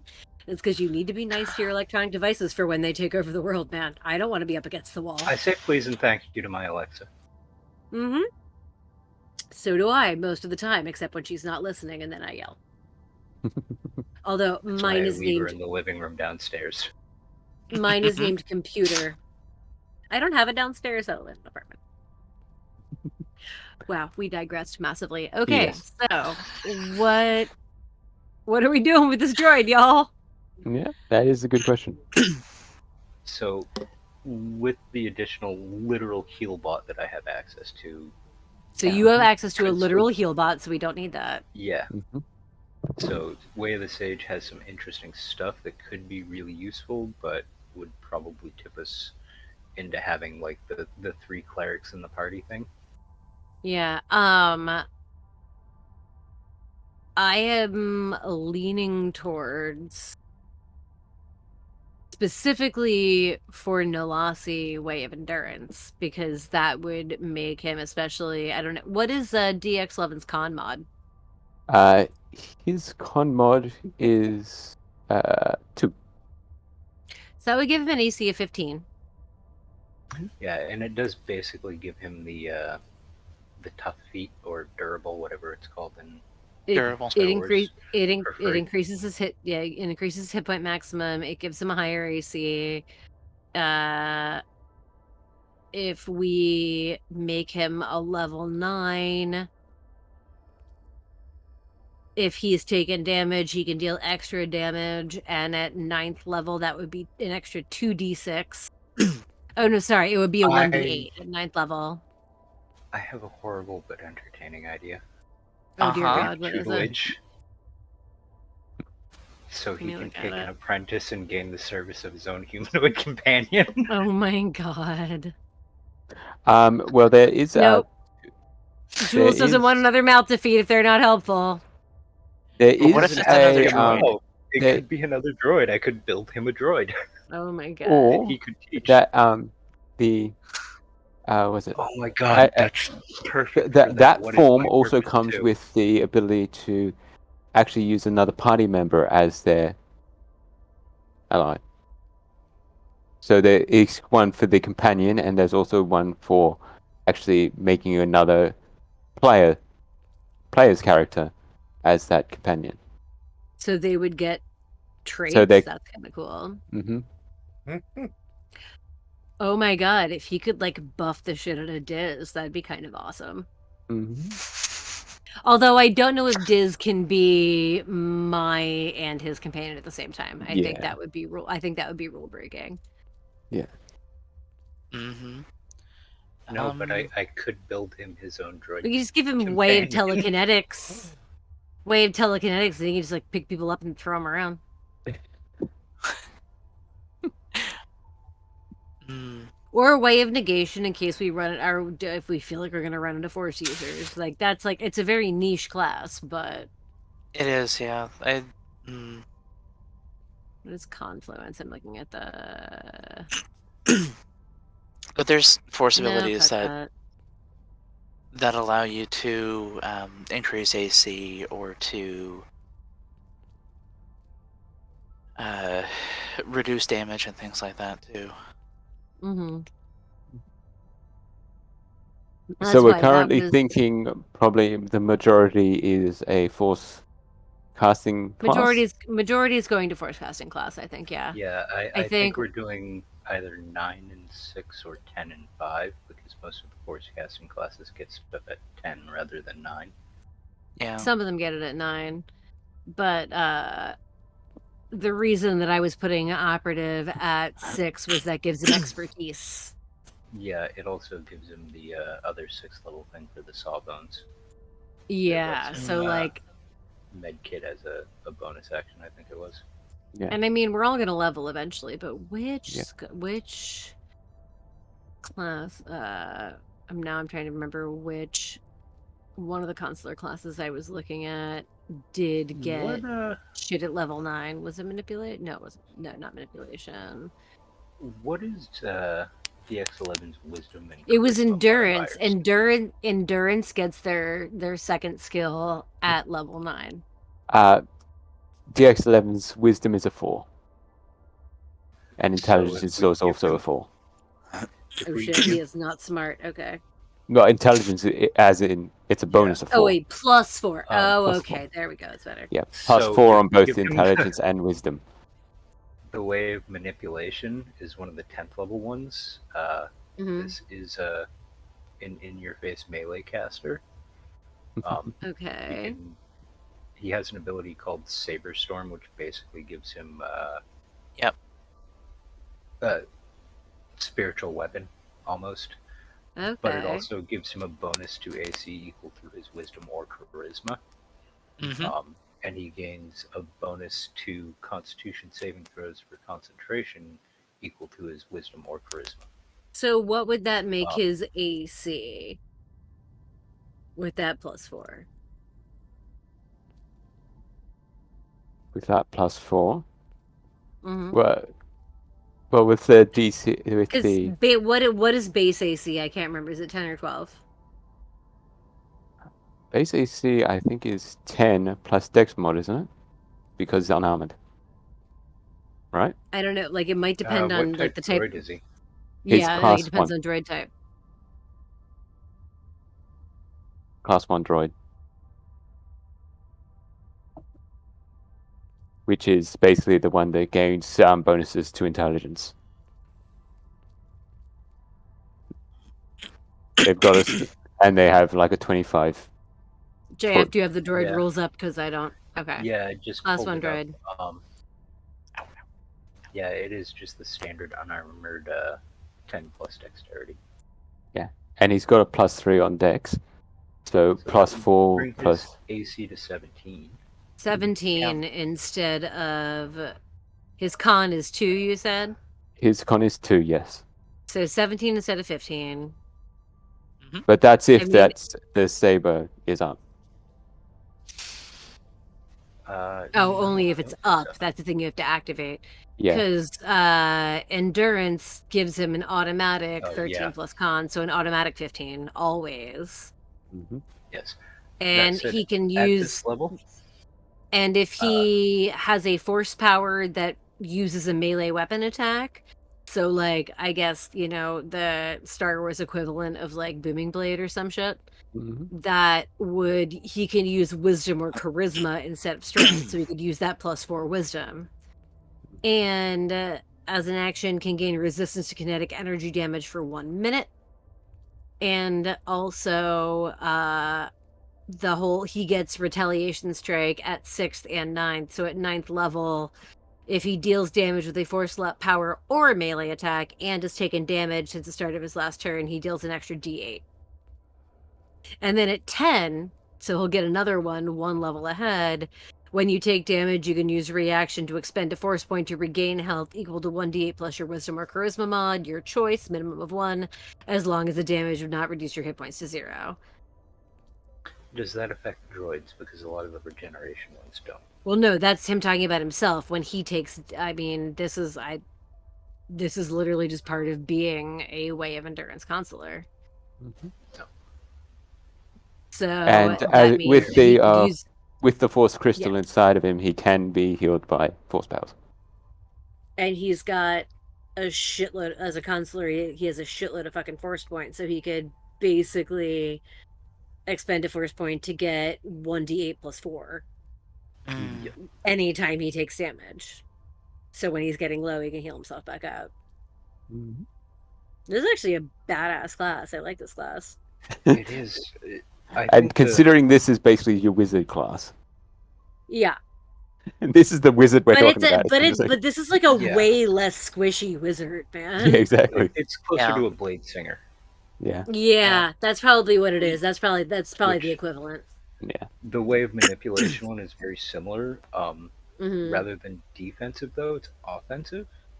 I like how Uh, we're basically right now just giving stream a lesson on Star Wars 5e classes, but I'm cool with it. Character creation. Got to fill out this Yeah, time somehow. basically. So at 9th level, he gets those AC bonuses and the Constitution bonuses as long as he has his Saber Storm ability active. Okay. Which he would be able to, at level 9, control and attack with 2 basically spiritual weapons that do 1d8 plus his force casting ability. modifier. Okay, that's actually pretty badass. Uh, And force that casting is intelligence, and he's a +4. That's not bad. Yes, he would Oh no, wait. also. Force casting is wisdom, I think, because tech Yeah, casting is wisdom He or has intelligence. plus charisma, 4 to depending on. both. Mhm. Okay. Yeah. But he would also be able to, when he casts a force power with a range of touch while it's active, his animated weapons can move up to its own range and deliver the power as if it could cast it. Which Oh, so he gets distance touch spells. That's cool. yeah, which All would right. be give him an additional 20 feet. At level 10, he can use the Saber Storm to have your expend a number of force points up to your proficiency bonus to have your animated weapon intercept damage and reduce that damage by an amount equal to the 5 times the number of points spent. So a level 15 character's proficiency bonus is what, like +5. Yeah. +5, so he would be able to absorb 25 points of damage. Oh, that's pretty cool. Like not just to him, but to anyone. To him. To him. Oh, okay. And if he takes it to 11th level, he gets 3 weapons, and the touch distance becomes 30 feet. That's pretty cool too. I would say then Yeah. it's between that's manipulation, you said? Yeah, it's definitely between manipulation and endurance, I think. It depends on if we want him to be more offensive or more defensive. But right now we have a lot of defense stuff going on for us. All right. Yeah.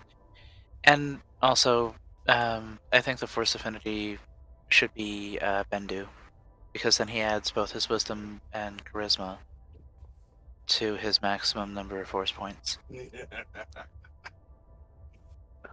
That was a All right. well-timed laugh.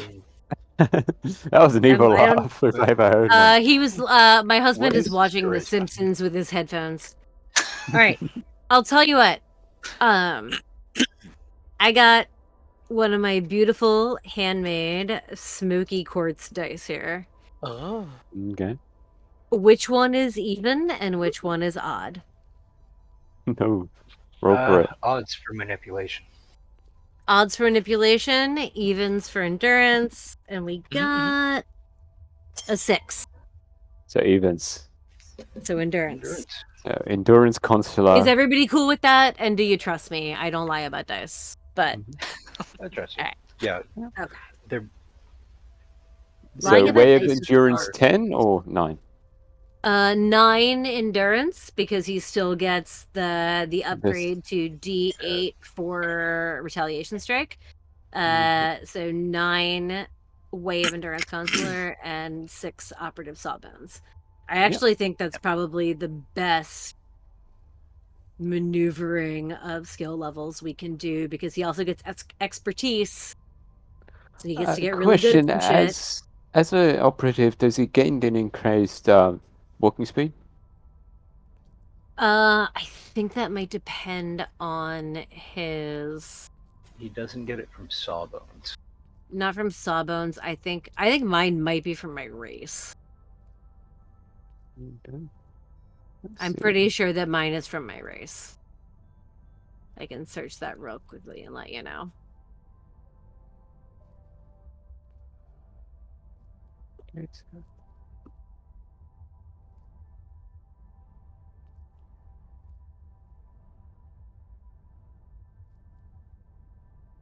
Okay. No, he doesn't. No, 30 feet. That must be from me. That might be from being an operative then, or from a saboteur. I don't know where. I don't know where the fuck it came from. It's just in there. Okay.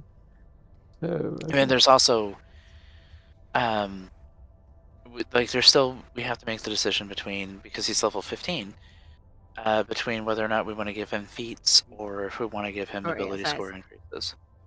What feats would be helpful?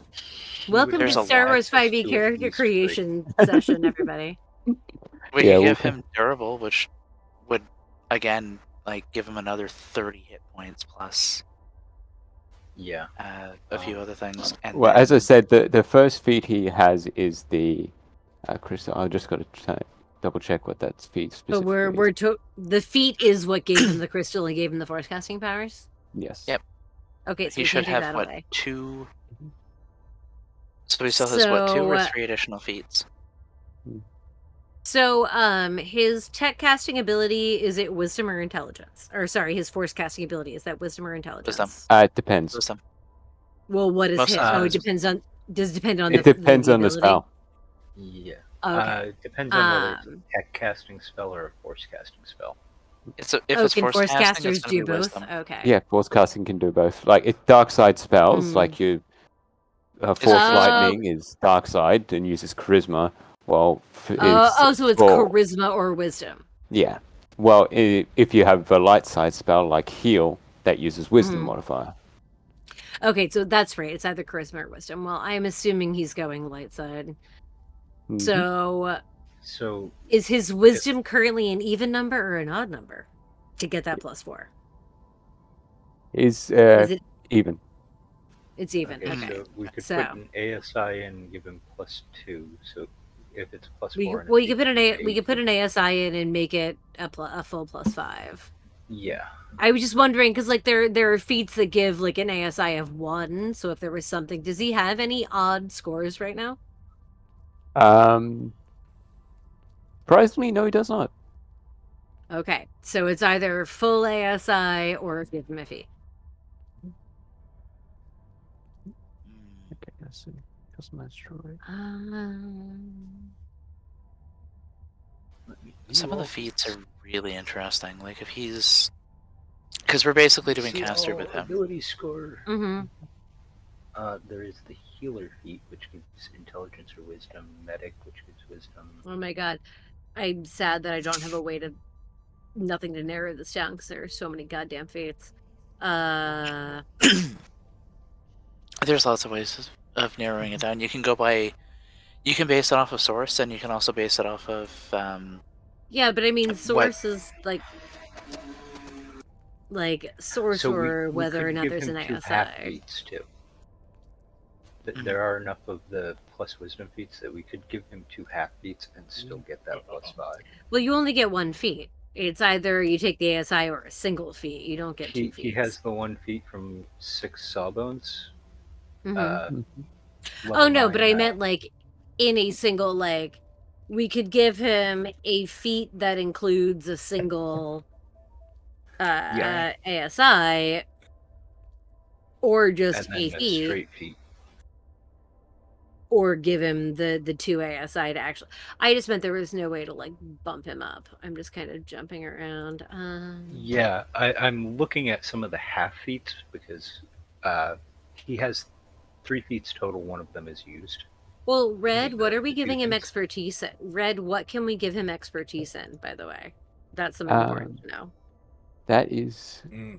because I'm not sure if he keeps his proficiencies because he's changing his class from scholar, which Oh. gives you lots of proficiencies. Well, he's got. So I guess it depends which was his starting class. Whichever of the 2 classes gives more proficiency should be his starting class. Yeah. Does he get a Um, So background? let's look at that real quickly. His background's scientist, if you're wondering. Okay. Oh, okay. And he Operative With- gives 4 skills. Literally any 4 skills you want from operative. and one of his highest was medicine because he was the healer I droid. mean, we should keep that high because we are So- trying to keep him as a healer. And if he has And, Consular only gets 2 and they're limited. So I would say he started as an operative for sure. Yeah. Which matches his initial background anyway. So we can give him any 4 from operative. Oh boy, there's a. And this doesn't actually give a multi-class breakdown for how you limit the skill proficiencies for multi-classing. well, I think we'll keep medicine on expertise. Yeah. Well, so let's go with what the base is. So we're keeping medicine. Yeah. And then, guys, what other skills do we want to give him? What do we not have in this party? What's everybody's insight? My passive Minus one. insight. +1, Yeah, Gelv, I what's have- your insight? My insight is not great. It is a 1. Okay, let's give it, and that's wisdom, and he's got a high wisdom. Let's give him insight. Yeah, and he did have before the upgrade. He did have insight trained, so he had. So let's So- give him so his base starting skills. Let's give him medicine. Let's give him insight. What's everyone's perception? 2. Also a 1. Give him perception because he's got a +4 wisdom. Mm-hmm. Let's just boost all these wisdom Stealth. skills, baby. Stealth is always a good idea. Yeah, that's actually true. Hmm. Give him stealth. Let's make those his 4 from being an operative. Mhm. And then I guess consular, it doesn't give you a downgrade for multi-classing, so If it works the same way as 5E, you don't actually gain. Oh no, you do gain class proficiencies other than weapons armor. So yeah, yes, some you do gain- well with 5e, like some classes when you multi-class into them you gain fewer skills. Sometimes you don't gain any.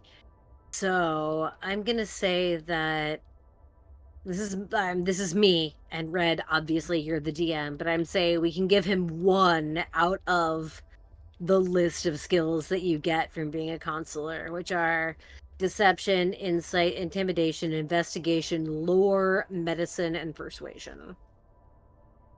Well, I think probably with what we've currently got, that kind of matches what he had already trained in. So, but he did have survival trained.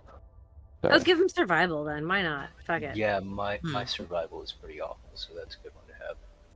Okay. so So then expertise rolls around, and that when you gain expertise, that is, let me find it, 2 skills or a skill and a tool, or 2 tools.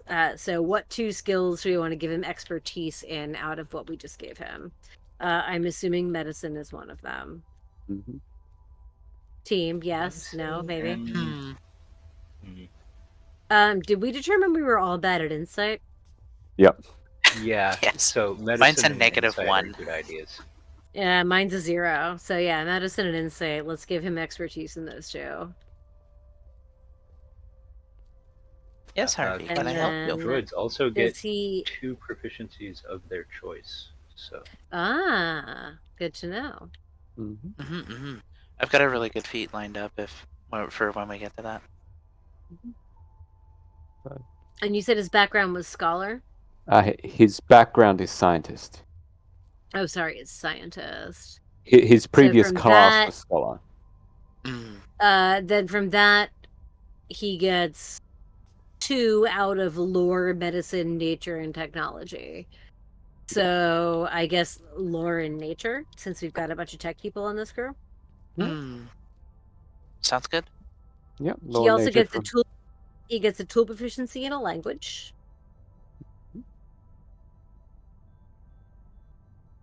And I actually forgot to look from operative. And he gets a specialist kit from operative. So proficiency in 1 tool and 1 specialist kit. His saving throws are dex and intelligence.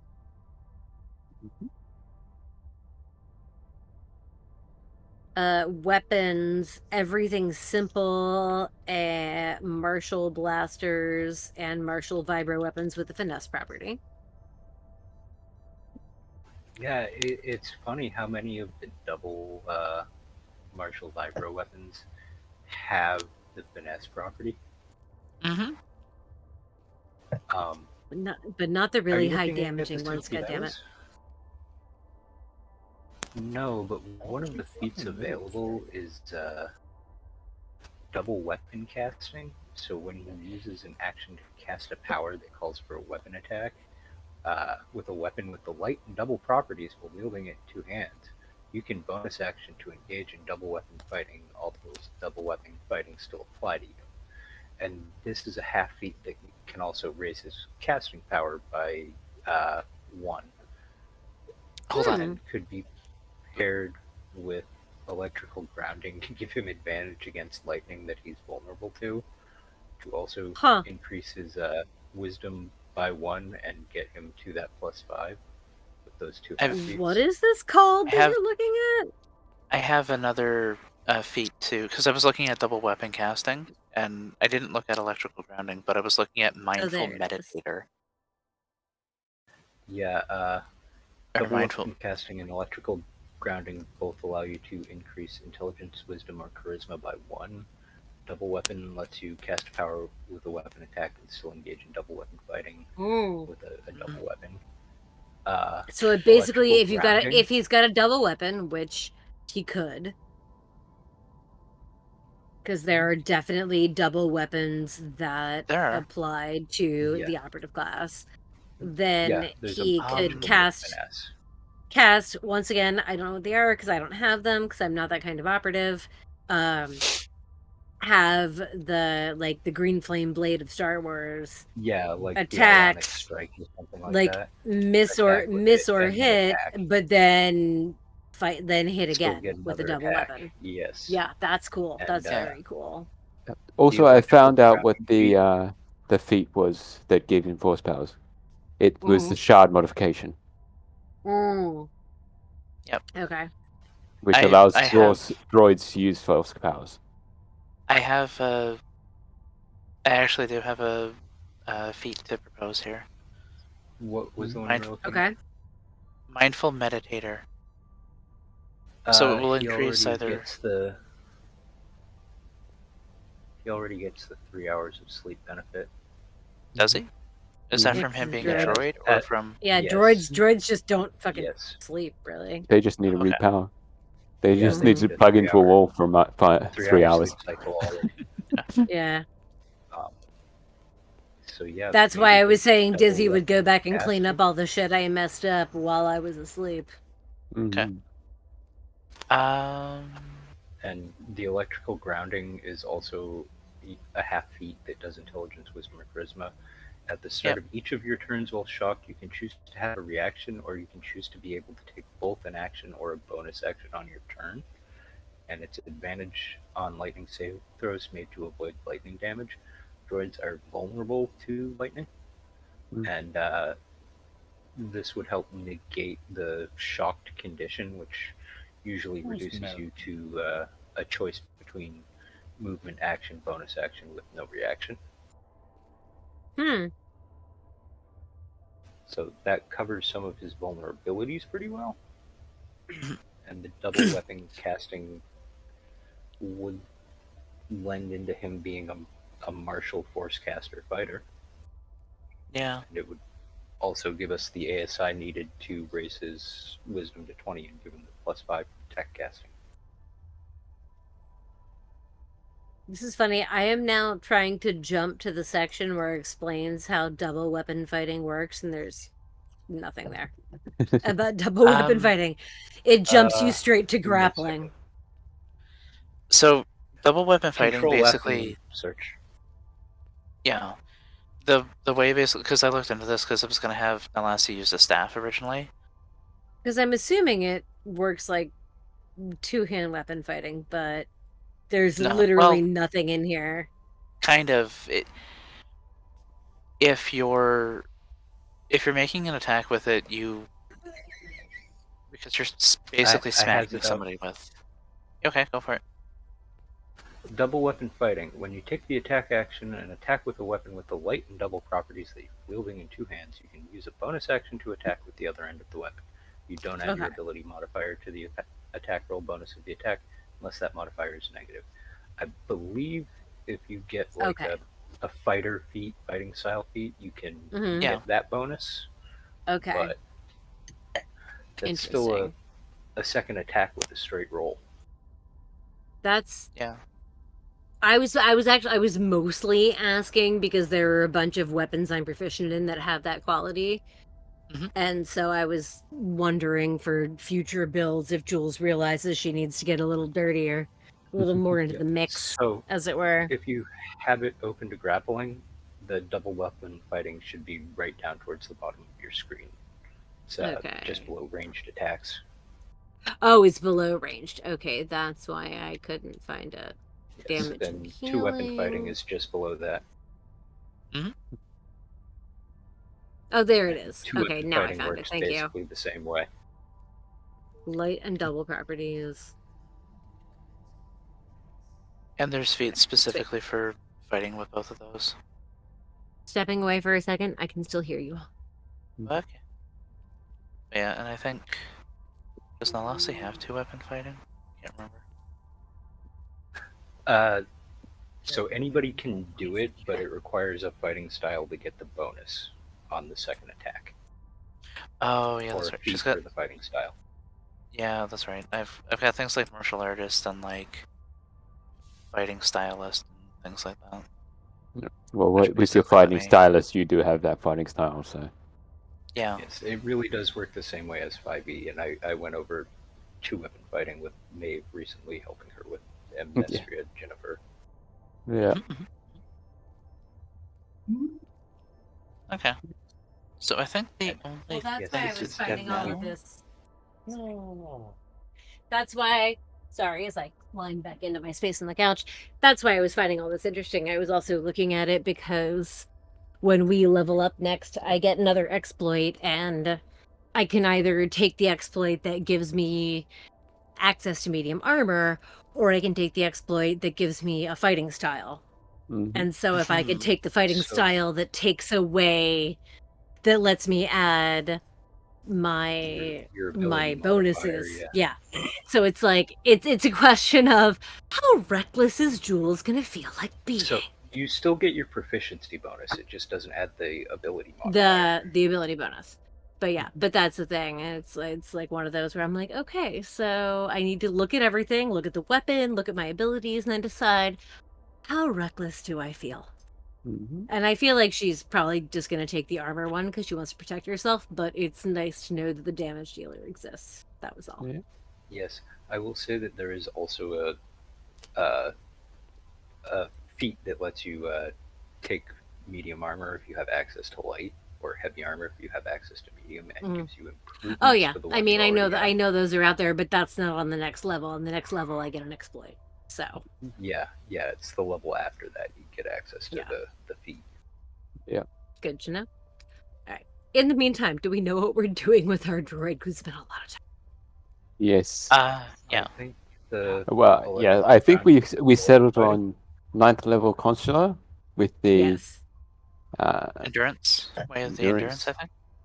yeah. with ninth level endurance consular, 6th level operative sawbones, Operatives. and are we giving him a feat? Or are we taking the ISI? I think we're gonna give him the 2 feats because they're both half feats, so he also kind of gets the ASI. Oh, so and we're loses the taking +5. but we can't take away his He has- old feat. He has he one has from 3 total. Sawbones, and he Oh, gets 2 oh, from okay. the consular. Yeah. Oh, okay. All right, fine. So I we meant can that's give him that's the where I three was a total. little lost. we That's can what give when you him- kept saying half feats, I was a little lost. Now I suddenly understand where you were coming from. Yes, Okay. when I say half feat, I mean you get the feat and you get a +1 to your The half ability score. ASI feat. Okay. Half I was just totally misunderstanding your verbiage earlier. Now I get it. Mhm. Okay. Yes, so. So yes, looking at the feat that he choices- also, I will say, the feat that he got for his species feat, he got medic. So that was Yeah, his okay. species feat, and then his first level feat was shard modification. So that means 2 more. I think or 8. electrical grounding is 12. almost a must. Which one? Electrical grounding because he is vulnerable to Okay. lightning damage. Okay. Mhm, All mhm, right. mhm. And if he gets shocked, that helps him still go do stuff. And Okay. if he is going to be the melee force caster, that double weapon casting really looks appealing. Is pretty cool. Yeah. We just have to make sure we get him a double weapon. Which we're going to Naboo. So, Yeah. Totally possible. I actually might have one. and after that, Nar Shaddaa. But I have a feeling Naboo is going to send us somewhere to do some kind of work. So, And while I'm at Naboo, I can get a hold of an energy bell. Then I can there you go. have ranged attacks. So let's see if I can. I mean, So what was Jules, those 2 feats? I'm just making the character sheet as we talk. It was Double Electrical weapon grounding? casting and Elec- electrical grounding. yes, electrical grounding. those are the two. Okay, electrical grounding. Okay, and Mm. feat of And which 2 skills did we give? Did we give him his expertise? Yeah, we did. We did give him the Yes. expertise. one and- for medicine, with expertise And one in for medicine. insight. Insight. Okay, cool. Yes. Now I'm for the- remembering. We talked about so much. I had to bring my brain back. Yeah. And what was the other feat again? It was multicaster. What was it? Oh, Double two weapon weapon casting. Or Double- double weapon casting, yes. Double weapon Yeah. casting. I'm just trying to find them all in there because there's quite a I feel few you. feats you can do. Mm-hmm. There's a lot. I mean, kudos to the guys who developed this game. Yeah. I thoroughly enjoy the fact that they found a way to take the Star Wars universe and meld it with D&D in such a way that you can look at a spell for the most part.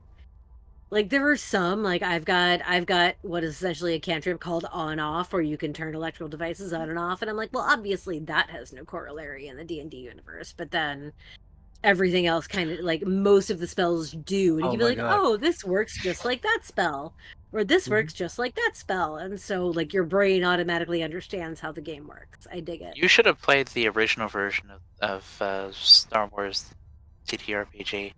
It was Is that only the one with- D6s. Edge Oh, of the God. Empire. Oof. There was some Star Wars RPG that had a whole bunch of like failure and success dice and like half failure and Yeah, half that was success dice. closer to Aliens Yeah, RPG. I will know because I was playing my first real like in-person tabletop RPG that wasn't Fiasco was a Pathfinder game where the DM, who is also I now only know was a new DM, was trying to adapt that dice system to Pathfinder First Edition. was a hot mess. Yeah. It was a Yeah. hot, confusing mess. But Would have been better I just am to proud- have the D6 system. I'm proud to say, I'm proud to say that eventually my bard's buffs got so strong that he couldn't figure out how to match it to his system anymore, and he was like, "Fuck it, we're going back to the D20." And the whole table was very happy about it, and it made a Mhm. lot more sense after that. And I found out from one of my friends who was also a DM, he was like, "I didn't understand his goddamn dice system. I just told him what I thought I rolled." And I'm like, "Why didn't I think of that?" Because I'm supposed to keep track of like this success and this many half successes and this many of that symbol all mean what now? But yes. So Okay. it looks like Right. we can find a double weapon that is native to Naboo for him as well. There's a Oh, called nice. Cesta. Oh god. I mean, It is- they like it's a developed planet. I'm sure we can buy shit. And if not, I'm It's a sure very Jules can developed find planet. out who has shit. It's a very So, developed planet. It was also kind of to overrun look by at this Imperials. weapon, It's in a weird. Um, It's in a weird the place. cost of 975. It is a disguised double finesse weapon with this special property, and it reads: "This specialized Gungan staff can be used to throw grenades or similar objects at long distances." Yep. I'm If you're sorry, is wielding that this double? weapon- Is as- that double and also finesse? Yes. Yes, it is a 1d8 double finesse weapon. As I part of want the action to this. throw a grenade, you can instead throw it using a cesta that you're holding. The grenade can be thrown at a distance of 60 or 240, or the 60-240 range. When throwing at longer than 60 feet, creatures within the radius of the grenade's explosion have advantage on the saving throw. I want but can it be used as a melee weapon or is it only range? Yes, it's a double weapon staff. Okay. It's a D8 double weapon with finesse. It also has the disguised property, so you can hide the Oh. fact that it's a weapon. Jules wants that. What? How was it categorized? Jules wants this. if you Jules go to the, wants this.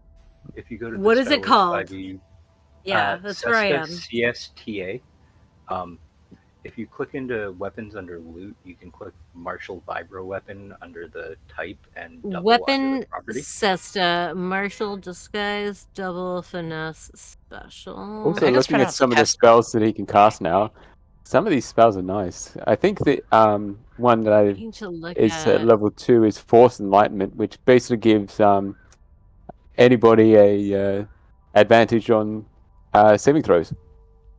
Yep.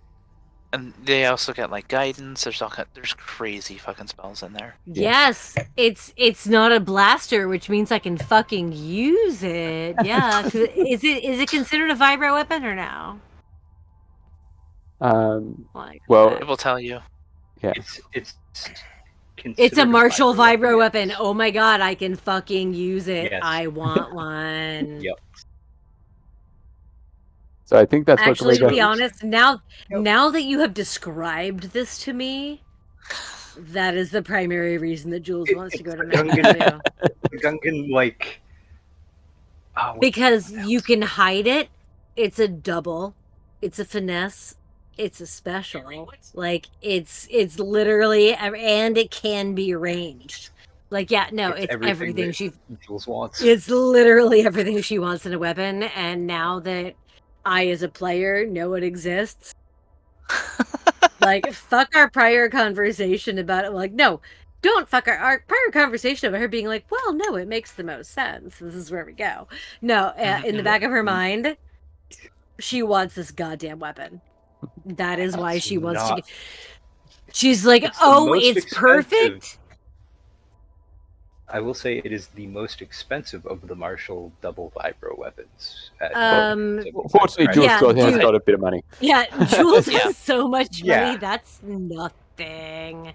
That's nothing. Like that's fucking pocket change to Jules right now. Thanks to Braytech, She's- mostly. Thanks to Braytech, but also she's got a ship and a space station and a bunch of fucking money. Also, I found a Putting spell this that in my I think- notes so I don't forget. I also found a spell that I think DX would probably use, which is Share Life, which is he takes 4d8 necrotic damage, but he heals that to double somebody else. Oh, nice. I like that. So it And damages yeah. himself to heal somebody at double that amount of damage. That's like, yeah, there are some D&D spells that are like that, but not to that degree. But that's definitely with Mr. I want to be useful. Yeah. That tracks. I feel like Jules and Gelv would not be on board with him taking this spell, but we don't fucking know. Like, I think that we have a certain amount of, like, that's the thing. Like, I think we have a certain amount of insight into what he becomes. Like, Yeah. we know that he becomes a stronger force wielder.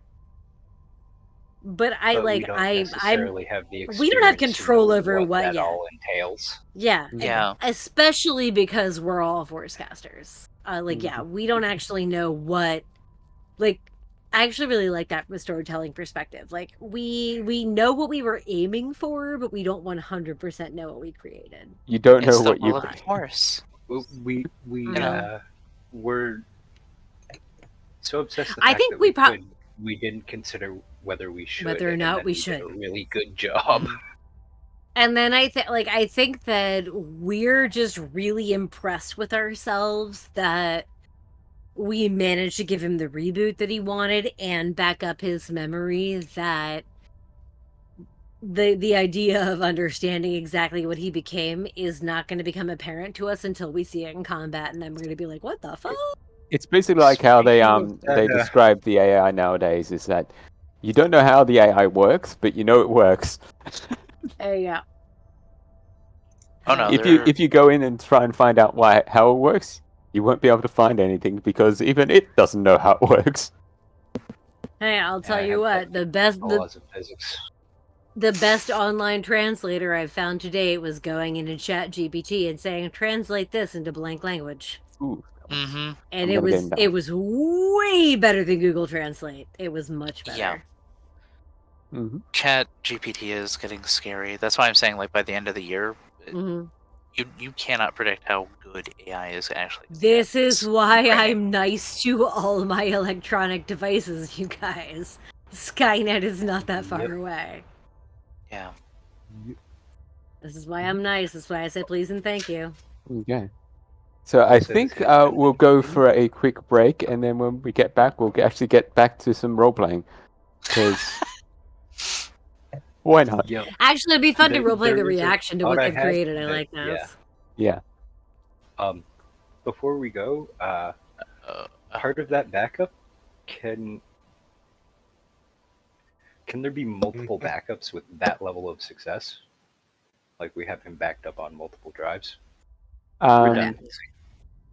Yes. If you want to, I was actually going to put this in as a quote unquote feature, in that if you want to do this again and erase DX11's mind again, you can basically reroll this class anytime you want.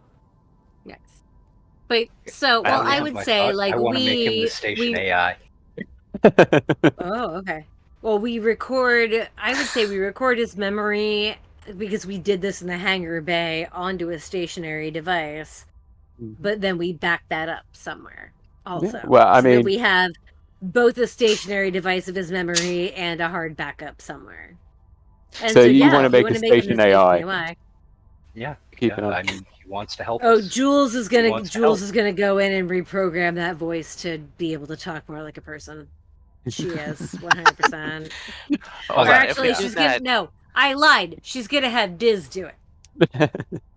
can we have it be like the Heart of Gold, where the doors like sigh when they open? No, we can't because Jules will murder everyone. But yes, I love that. Jules will have Diz go in when they all go to bed eventually at some point when they all sleep. 'Cause they Yeah, have fix to up at all some the point. wiring and install the new AI. Fix up all the wiring. No, I mean I'm assuming that Jules and Gelv install the AI together. If that's what he wants, if he proposes that, Jules will be like, "Fuck yes, let's do it." I love the idea of having a sentience overseeing the station, and she also did have a fondness for the original DX, but she couldn't stand the way he talked, so she's going to. That might Basically- get an override in the reprogramming of him too. Well, she's gonna have Diz please. go in once we all go to sleep, and just be like, "Do me a favor, see what you can do to smooth out that voice modulator. It's kind of giving me a headache." And so, like, the voice will be the same, but it won't have the same Inflection. pauses anymore. It will be a smooth It cadence will rather than still a sound staccato. the same, but it won't have the weird pauses in the middle anymore. You get what I mean? Yeah. And she may have him reprogram it again in the future, but that's like all she's asking for right now is to speed up the vocal processor so we don't have the weird pauses. I'm gonna baby step this shit, you guys. Come on. This is a all campaign, right. not a one shot. Yeah. I do think Red But Dead yeah, I Redemption think we'll is go good. on a quick 5-minute break. Good for everybody. Sounds Sounds good. Or should we go for a 7 so people can walk their dogs?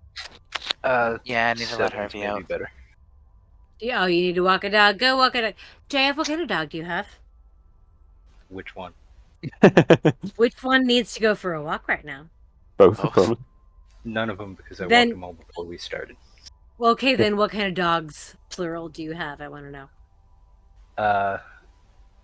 Dotson, toy Australian Shepherd mix, a long-haired toy Dotson, and a Chihuahua. The first is my mom's, who is out of state, and I take care of him. The other two belong to my brother. I have a 3-legged cat. You have a tripod?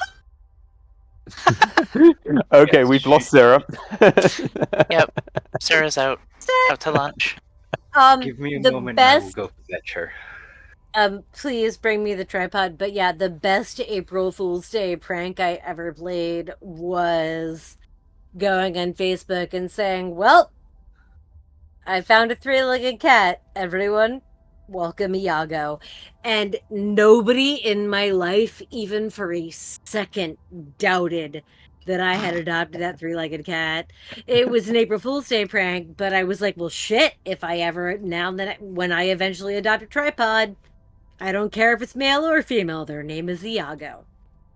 Because Mine that, was but not yes, originally a tripod. She got treated by a bear, but she was also a cat that somebody had abandoned. baby. And now she's been my cat for like 15 years. Yeah. Oh my god. Oh, Well, we'll go on break. So Granny tripod. I'm sorry, Sarah is losing her shit. Yes, we can please go on break. But JF, I want to see your. hello, everybody. We're back. We've shown the cats around. Yep.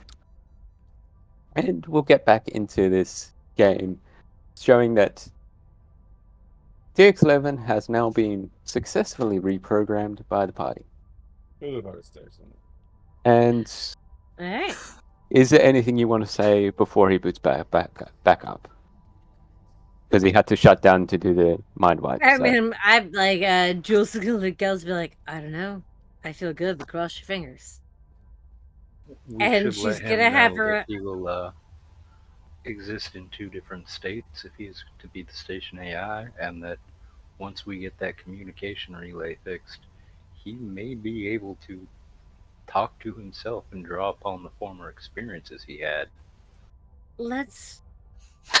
You're right. Let's pause that for a second and just make sure he wakes up and doesn't try to kill all of us in the process.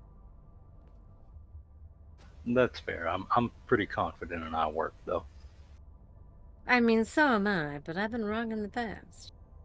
I've got a good feeling about this. With one hand, not on, but near her blaster, Jules will flip the switch to turn DX back on. And DX11 does, because of your abilities, he does successfully turn back on. And he quickly scans the room, looks around, looks over to Gelv, looks over to Jules, and just keeps his eyes on Jules for a moment, tilting his head slightly. And he reaches his arm out and casts Force Disarm, and he tries to grab your knife. What do I have to do to resist that? See if his character That's sheet. a strength save. Yep. Well, she's not currently It holding was- it, so it's just equipped, isn't it? Yeah. Mm-hmm. It counts as a carried item, so yeah, it is a strength saving throw. Ah, Yep. fuck my life. Mm, Can Diz help me with this? And- Alright. Yeah. How do I get my droid to help me with this shit? 'Cause actually, no, it's strength or dex. If strength or dex? Strength or dex is right there. Oh, well then I'm gonna make dex. Yeah. Oof. Can you reroll? It is at advantage, but that's lower than his. If I fail, can Hmm. Diz make a roll to try and catch it as it flies towards his hand? You can try.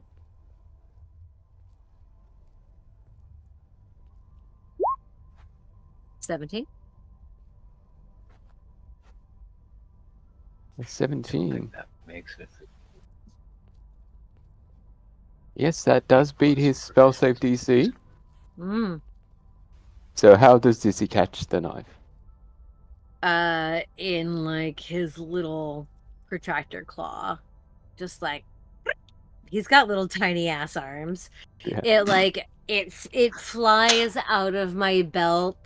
I try to catch it, I miss, but when I try to catch it, instead of like grasping it, I kind of knock it in Diz's direction. His little arm just goes and catches it.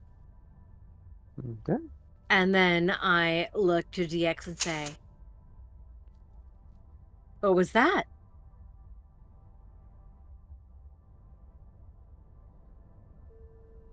I'm sorry, I should say, what the hell was that? There we go. Sorry, still trying to find Jules again. And DX11 looks kind of surprised that Dizzy had the reaction speed to catch the blade in mid-flight. And just gives it the wary eye and walks over to Diz and places his hand on the blade. And DX. after a few moments, he steps back and gestures towards the blade. DX, what are you doing? Make a wisdom check. Alright. Anyone can make the wisdom check. Oh, okay. Is this wisdom or insight? Just straight wisdom? Wisdom for Jules, insight for the other two. Okay. 15. Not terrible considering my 0 mod. Insight and wisdom are the same for me, so. Well, in that case, after DX touches the blade, you always had this connection to the blade, like you didn't want it to leave your hands, and a few moments after the touch of the blade, that He used to remove curse my ass. he used remove curse on the blade, so now that blade is not cursed, and that's why he was grabbing it, so he could remove curse on it. DX, Does you he wish to be a explain that? member of this crew, do you not?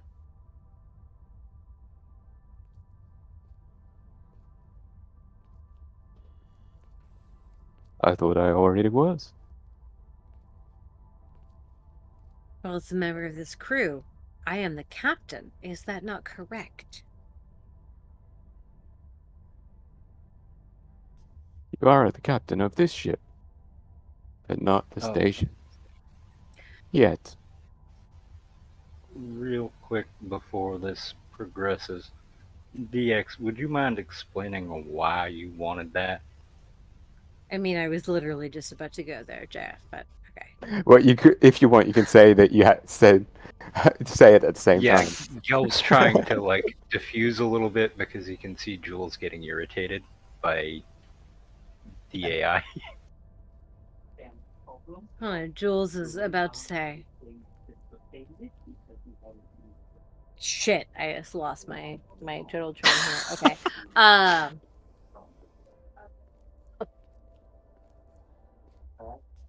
Well then, would you care to explain to me why exactly you just took an item off your captain? I could see the force coursing through that item.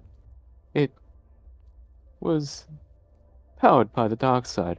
I thought I'd remove any ill will that was on that blade. And it seems to have worked. Wouldn't you agree? Did it ever occur to you, in your infinite programming, that I kept that object not because I wanted to use it, but in case I ever needed to?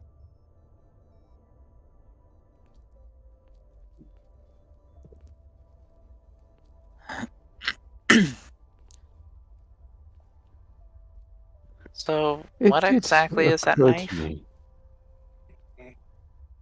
Sorry, It did say that occur again, to Red? me that you did want to keep that knife as a backup weapon.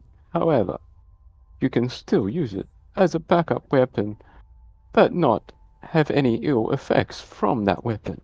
I want you to be working at your peak capability, after all. I'm So you sorry. gave it an upgrade? What ill effects do you think this weapon was giving to me? Well, for one, it may have been corrupting you even further than you currently are. Not saying that corruption is a bad thing. However, it may have made you make some, should we say, reckless decisions. And for one, I don't believe you are that reckless generally. At this moment, Jules sort of pulls DX aside so that the others cannot hear and whispers to him, I don't think it will surprise you that the dark side and I are no strangers. I am not a force user. I don't know how, nor do I wish to. But yes, the dark side does have some allure to me, and its artifacts, yes, draw me near. But I want you to know that I kept this blade. Yes. In part to use in case of an emergency, but mostly to keep it out of the hands of any who would use it against me. Is that selfish? Perhaps. But if they won't use it against me, they won't use it against anybody else. And so I ask you, as a member of my crew, will you let me hold this blade? It is your blade, after all. I just wanted to remove the curse that was on the blade.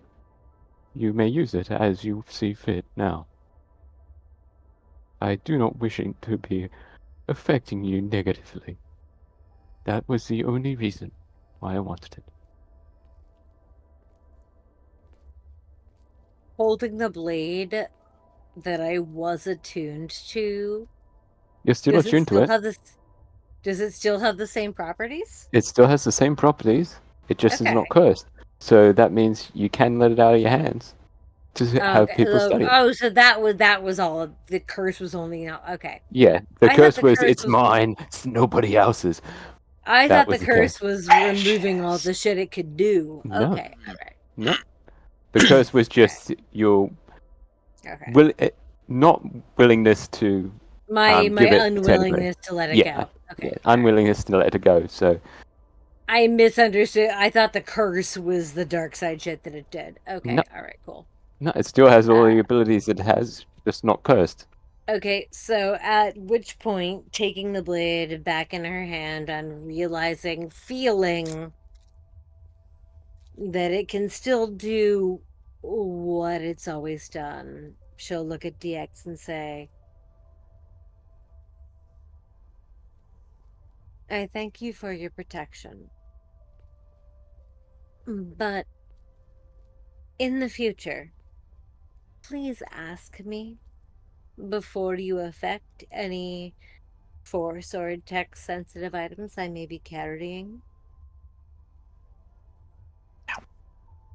I shall take that into consideration. However, I'm pretty sure that item, if I had asked you, you probably would have said no. And you hear a slight smirk in his kind of tone of voice, like he's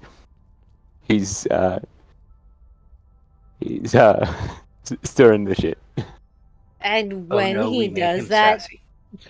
Jules will just give him a very sharp look and say, "You will respect your captain," and then walk off the deck, like walk out of the room or whatever space she dragged him to.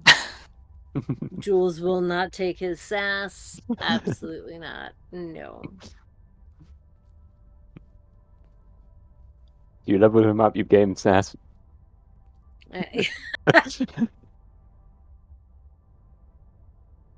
And Jules will return to the others in, I'm assuming, the hangar bay and say, well, Naboo then. That sounds like a plan to me. Shall Well we then. explain our plan for the backup to VX here before we go, or shall we do it on the fly?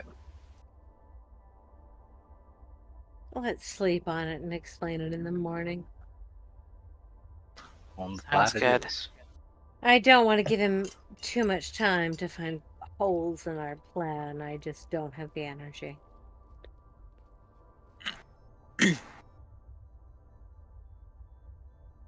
Hmm. Okay, so everyone's we'll say taking a long rest, getting good sleep in on their Taking a natural long bed. rest in our actual beds, in our nice, comfy rooms. Diz recharges for 3 hours and then flits around and tidies up all the wires that both he and I fucked up, and then also goes around and does a full system check on the entire station, just making sure that all of the upgrades and new security installations are good to go. Just, really making sure that everything is going to be airtight when we leave. That the only possible human who could get in is Jago. Mhm. Which means Austrian, Talron, if this place gets raided, I'm blaming you. Yes. And we'll say that during the um, while you're all sleeping in both Station AI DX11 and Dizzy are still awake. Station AI DX11 will actually give a readout of all systems that are offline to give to Dizzy to give to Jules so she can figure Okay. out, because she went through the surface, the hardware, but she couldn't get into the software, and that's what DX11 did. Alright. Given that DX11 is now the software. Yep. I He's in propose the a new system. name. Is a ghost in the shell. No, I proposed a new name for the station AI. I actually, where was it? I had a good name for the station. For was the just AI simple in name. the station. Well, For the because my ship is the Aeon Jewel. the Aeon Jewel. I think the station is Aeon Terminal. Yeah, but for the personnel, like for the AI itself, we could call it Set 11, Station AI 11. Could I I make don't a I don't want it to suggestion? be sad though. No. No, said Said, as in they said 11. SAID. How about Sid 11? Yeah, but all I can think about is the stupid sloth It's from. now saying said is like saying Sid with a New Zealand accent. That's all it is. Let's Thank just you, call it Red, for Z11. laughing at that because you know I'm right. Sid 11. How about Z11? Or Z1. He's not an 11 It- anymore. He's the first of his kind. He's the first to control the station. This is true, and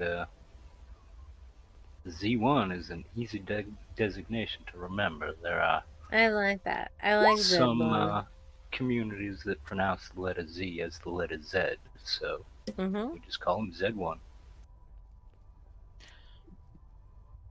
Or And X1D, and then it's like typing out an emoji every time we say his name. No. No. Absolutely not. Repel. No. Is that next card? No emoji station AI. No emojis Yeah. in station names. No. Fail. I do like the I like use of Aeon in the name of the station, but rather than Aeon Terminal, why don't we call it Aeon Nexus? Alright. Aeon Nexus. I can get down with that. Although this is to Nexus be Nexus the hub assumes for other our. people. Well, Terminal Well, assumes the it's the end of Nexus the is the line for our place we people. return, and But the Nexus Well, Nexus is a also place where of other people paths. go. I have an idea. Yes. Since we don't plan on keeping the station, I don't know, stationary, we could call it Aeon Flux. I feel like there is From some a sort sheer of meta copyright standpoint, no. infringement on that. My only, I I feel the looked, calling of lawyers. I looked to Gelv and I say, my only problem with an Aeon Nexus is that it invites others to come here unannounced. So for the time being, A nexus is a form Aeon of pathways. a terminal This is is the an place we endpoint were. for a specific Or terminus. voyage. Yes. Aeon Terminus. I suggest a nexus because I feel like this will be the place we return to before we set out on other paths. I accept why you say that. So, Gelv, here is what I'll say.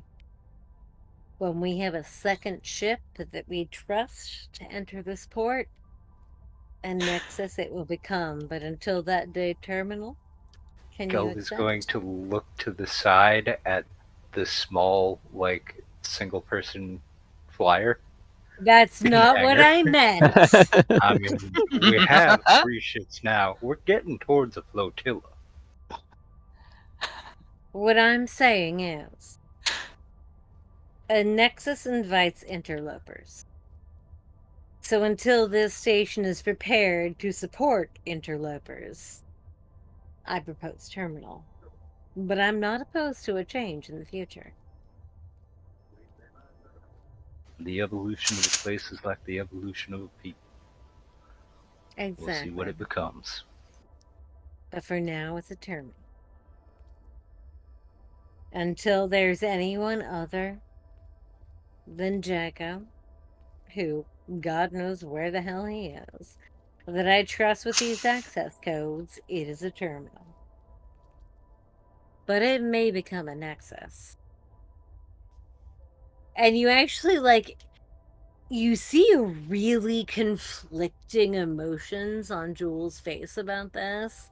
Like, part of her really wants to keep this a solo retreat that only she and her crew know about, but part of her is a little bit excited about running a potential spaceport.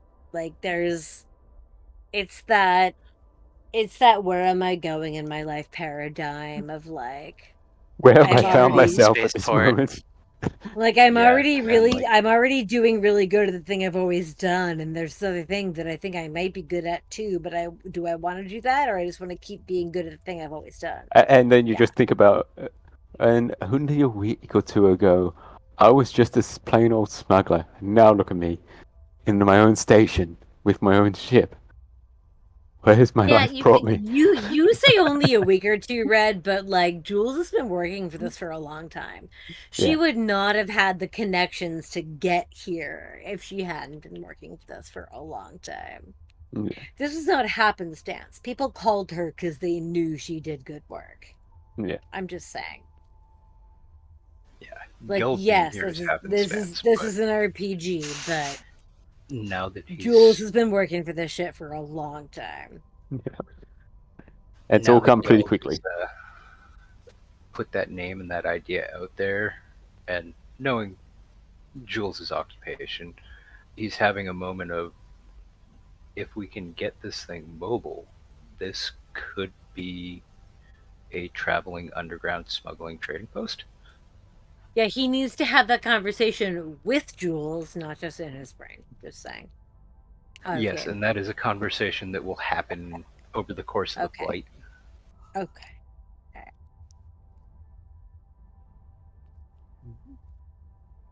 And How long do we want to stay here before we leave for Naboo? Given a little Honestly, time, I I'd- might be able to get this little shuttle up and running, and potentially Stick it as a Braytech gave tag us along? no. Braytech gave us no time frame. We've got plenty of room in the shuttle bay if we take the battle bus off and park it here. And honestly, I could use a shower and a good night's sleep.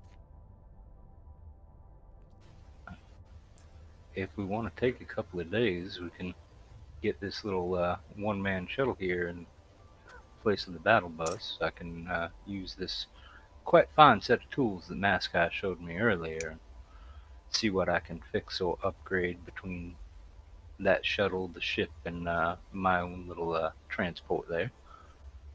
And By all we can, means. One nice thing about Braytech, he never offers a timeline. out I of could use a few character, days R&R. would that small cargo hauler fit in place of the one-man shuttle? It would be a tight fit. Well, it's not a one-man shuttle, it's a battle bus. Like, it's Well, not no, a we have this one-man one. shuttle that carries all of us. So we have this one-man, like one pilot shuttle down here, Yeah. and then we Well, have a Wait. small cargo hauler. Are you Bottom talking about right, this top guy left right of here? the hang. Yeah. Yeah. That's Red called it a one pilot or one man shuttle. Well, it can house 3 because there is 3 seats in there that I can see. I But- feel like this guy, because I feel like scale is maybe slightly off. That guy should Yeah. fit in our ship hold. Yeah. Yeah, as I And said, it will be a the tight other fit one- because the hold in the ship is only designed for like a little air-to-air fighter. Mhm. Mm-hmm. Yeah. And If we backed it in, I feel like it would fit. that small cargo ship in the upper left, would that fit? Because we could have Does a it tiny function? sublight. We could have a tiny sublight smuggling craft that launches out of the larger craft. It's a mama ship that gives birth to a baby ship. Hmm. It's the Batmobile that ejects the bike, except it ejects like a smaller shuttle and then a bike. Speaking of Batmobile, I have this. Nice. I think they would both be a very tight fit. They weren't designed for this to work with the ship, but How Tight, much but time would it take for possible. Gelv to redesign the cargo hold to hold them? To hold the bigger I think ship. it's less about the size of the cargo hold and more the size of the door. yeah. Ah, okay. Well, how much room is underneath the ship? More the point. I mean, can we tow it from the bottom? We probably could improvise some sort of mag lock. Mm. And Yeah, have it- if Gelv could improvise a clamp that could survive light speed, then we could just clamp onto whatever Yeah, ship. I would go with that if you want to Yeah. like have some kind of connection that can latch onto one of these ships. Yeah, we can do that. Yeah. Kind of We'll like take it with us. Yeah. like Um, what the space shuttles use. Yeah. Exactly. And you wouldn't have to worry about it surviving. I'm thinking the thing drive, by the that way. the Millennium Falcon did to Hyde, where it kind of attaches to Mhm. the ship. Yeah, Which but is exactly this is what, on a much smaller scale Boba nowadays. Fett did. Yeah. Mhm. It would still be encompassed in the shield that the ship uses to go into hyperdrive. So, Yeah, there you go. and you wouldn't have to worry about it surviving light speed because if you're It's in in that the shield. shield, then you don't have to worry Yeah. about it. There's no actual And also, acceleration. probably no one would be in that ship until we actually needed it. Yeah. That too. Gelb is going to ask Jules, how many EVA suits do you actually have on the ship? I don't know, Red. How many do I have? That is a good question because this ship wasn't designed for EVA travel, so it probably has like Maybe 3 2 for oxygen people, supply but- units, like they used in like when they investigated the stomach of the creature in like Star Wars episode Yeah. 6. Mhm. So it probably like, has those that's the- kind of. That's But probably that's the not level of. EVAs. But That's the level of okay. EVAs, yeah. So my answer is, well, none. What can you Well, we scavenge may off the want- station? There's at least one over in the corner there with the rest of the EVA gear, which I will be taking some of that with us in case we run into something that needs outside repairs. Um, I would Let's pull that suggest aboard. having. Well, I have one myself. There's one, at least one extra. There's at Jules least will one And droids go, can go outside as well. and Jules will go investigate the storage rooms around the the escape pods, because they all have random ass materials in them. What would I have to roll Yeah. to find So another the EVA EVA stuff suit? that I've seen is down in this bottom right corner in this box that my character's standing But next did you check anywhere other than the to. I hangar bay have for not, EVA? so we've only found one So so far. I'm checking the rest of the station for EVA. I will assist you in that and give you Okay. Give me advantage. advantage. All right. Okay. Well, I think 21. luckily you did get that advantage. This I is know, why we help right? each other. Appreciate you, JF. Well, with Gelv's help, you were able to search in the right areas. Like, I mean, as Julemaia, you'll probably your first port of call would probably be the escape pods itself to see if there's any equipment in the escape pods, like EVA gear in the escape pods. So when you actually hit the surface, you've got the gear with you. But JF, being the engineer, is like, yeah, no, the equipment will be outside the escape pods. You put it on before you get in the escape pods. So Well, yeah, I was looking at the rooms around the escape pods, but yes. yeah. So we will want to grab a few extras to replace these and probably keep the better, newer stuff on the ship. But Yes, you do find the rebreathers, but the oxygen supplies are empty. right, I can probably. I think I'd need to find some lithium, but I'm pretty sure I can whip up an oxygen generation system. Or we can fill them up from the oxygen supplies in the station. This I don't know how full those supplies are, and I imagine with none of us being here, we'll be turning off the life support when we leave. I've spent a lot of time on the computers, but I know what our oxygen supplies look like. Mm-hmm. You would, or you can just ask for station AI. What's that? It's like Eon. That's what we're calling it, station Eon. What are the current oxygen supplies?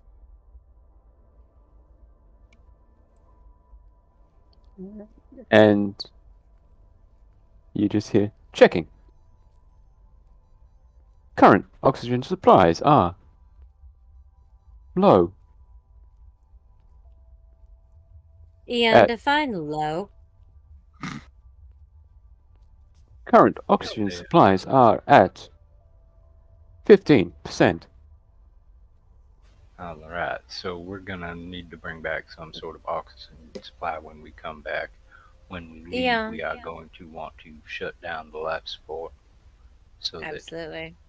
none of this gets used. I believe we should be able to shut down life support and leave the station AI running, but that may leave a signature that may be traceable to scans. Yeah. If we want to fill our oxygen tanks for EVA travel, do we have enough oxygen to do so? Given the size of the station, it will make a minimal impact to fill I oxygen know, but tanks I'm for an asking hour the to 2 station hours. anyway. Current oxygen supplies would reduce to 10% if all oxygen supplies for EVAs were filled. How about Right. oxygen supplies for 2 people for 2 hours?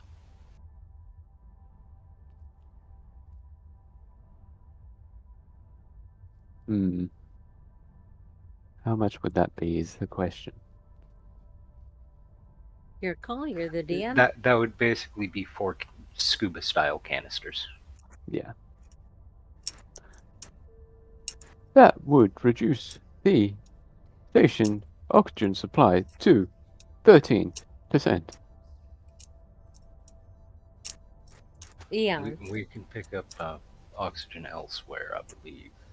Um, I can maintain my own supply if I can get access to a large quantity or a decent quantity of lithium. Uh, Combustion of lithium creates oxygen, so I can create oxygen from a inorganic metal. Eon. which- When we leave the station, please shut down all life support. Only reactivate if someone enters with the proper code. This station is equipped with a life support generator. Only activate the generator if someone enters with the proper code. Quick question: if we leave this life support generator on while we're gone, will it regenerate the oxygen supply and the other life support, such as water, needed to support organic life? Yes. Will it Perhaps we don't regenerate then. oxygen for breathing? Yes. Can Alright, we fine then, leave leave it it on. to regenerate without leaving it on inside the station? No.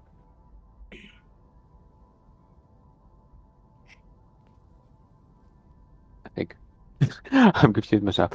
Basically, I'm basically saying, can we like shut the vents and let it build up and Yeah, regenerate without that's pumping basically, into the yeah. station? He can basically leave it running in the station to regenerate it. Because the only reason why it's reducing at the moment is because it's actually supporting life. But if there's no life in the station to support, he can just regenerate it and then just switch it off when it's all full. Station, when we return, do you have the capability of supporting us, or do we need to improve your systems? How long will you be gone?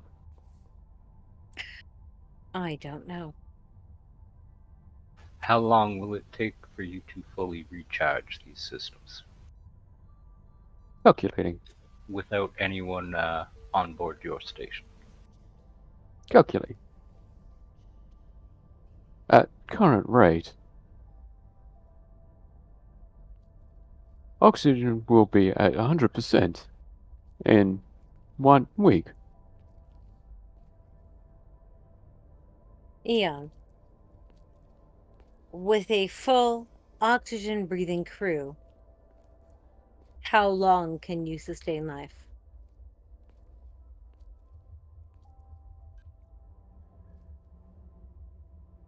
Station can sustain life at current reserves for 5 days. That is 5 days at 15%. Station, Multiplied. with an android crew and minimal humans, how long can you preserve life?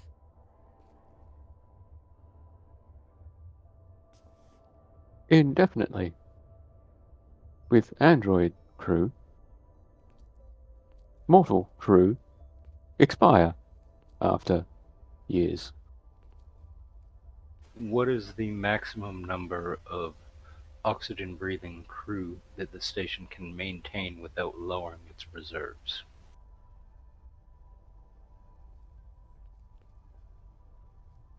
The station can hold up to 2 air-breathing people without reducing capacity. Station, what would it take to increase your oxygen breathing capacity?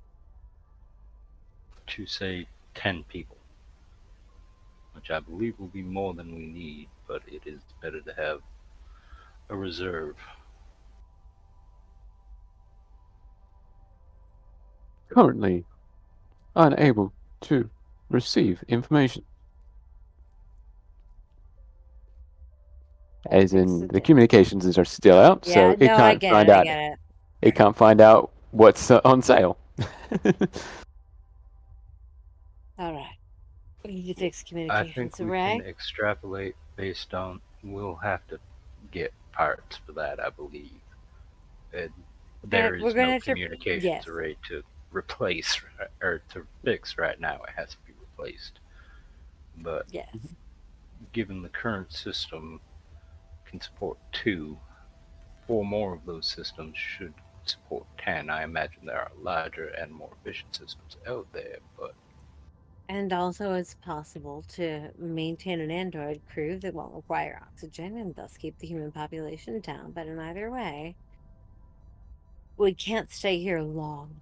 So I suggest we all get a good night's sleep and head out in the morning. and I So will was see this if, conversation being done the day after you've had sleep, or the night of? this is the Night of. Um, Yes, we've all just gotten there. We Yeah, haven't had a because you rest did yet. say that you had gone to bed, and then you're doing this scene. So, and then it's like you're still tired. It's like, what? Just I confirmation don't for me. remember. That's right. Oh, There's I 4 don't. people on this station, not I 3. don't remember having gone to bed. Sorry. Yeah.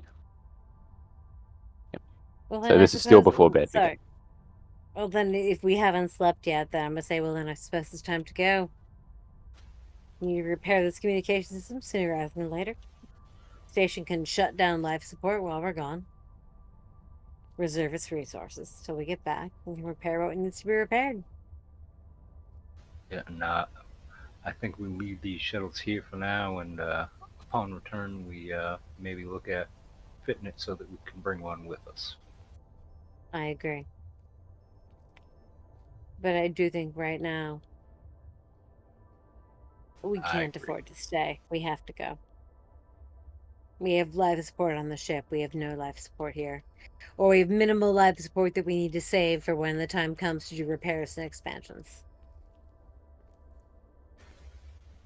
Yeah, I agree there. I'll get a good night's sleep. I'll use the remainder of my day to basically search around, find some scrap that I can take with me so I can work on that speeder bike and tinker with stuff while we're on the ship. Tinker away. Run on materials, baby. And then before you go to bed, Mascal will just pull Julemaia aside for a minute. Mm-hmm. Excuse me, Jules.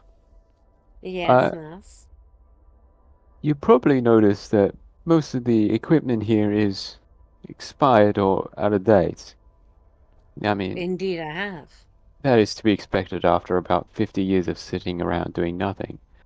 However, I wanted to ask, when it comes to getting resources here, such as like food or stuff like that, would you rather maybe send out one of these smaller shuttle ships to a undisclosed locations and do a drop off in space, or would you rather people actually know about this space station? I would rather the location station remain unknown. Mouse, are you volunteering to go on a food run? I was Sort of I was sounds like you intending to are. stay behind, get this station up and running. As AI Then said, yes. with just me here, it shouldn't reduce the life support. Well then, do your best to go out and find what we need to survive. Supplies, ammunition, whatever it is. Anything, I'm good any for it. foods that you like? Off the top of my head, out of game, don't know what Twi'leki foods are, but I'll name a couple. Yeah. Like, do you have any favorite foods that you want me to pick up on the food run? Essentially, is what he's asking. And I'm assuming Romulan Jules ale. probably has one. She'll name a couple of Twi'leki foods that she would like to have on. I don't know Yep. what they are, but she'll name them. Yeah. X, X, and X. Okay. Exactly. And he'll write that down on his own wrist pad. It's like, okay, I think that's everything. I'll ask the rest of your crew, see if they've got any foods they'd like to get, and then I'll go on a food run. Take one of these little shuttles out. Excellent. And Mass, try not to get yourself killed. I will if you won't. What? It's a deal. And also, don't let anyone know where this station is. Keep it under wraps, I understand. Been a long time since we had a foothold, my friend. I'd like to keep it that way. Indeedly so.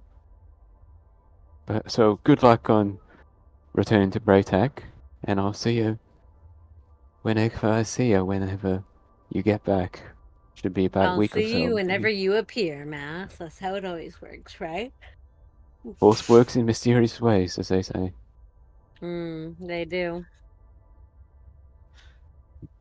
Can't say I Do they? understand it, but that's what they say. Mm-hmm.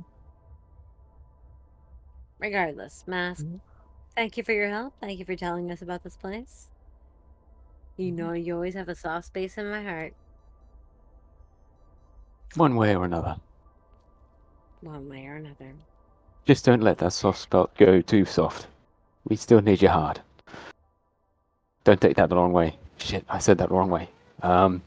Bye. Jules just looks at him and laughs and says,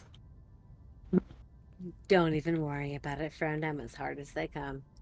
And heads over to her pilot seat in the ship. Yeah. And I'm assuming that means everyone's taken off. Yes, though Go when on over. Mascar asks Gelb about food, he says that he's not particularly picky about food, but if he can find coils of copper cable, it would be much useful on the station.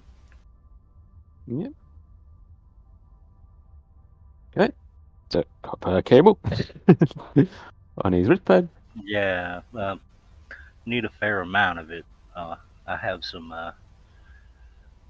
basic knowledge of coil guns and rail guns, and I think I might be able to build us some automated defenses at some point if I have enough material.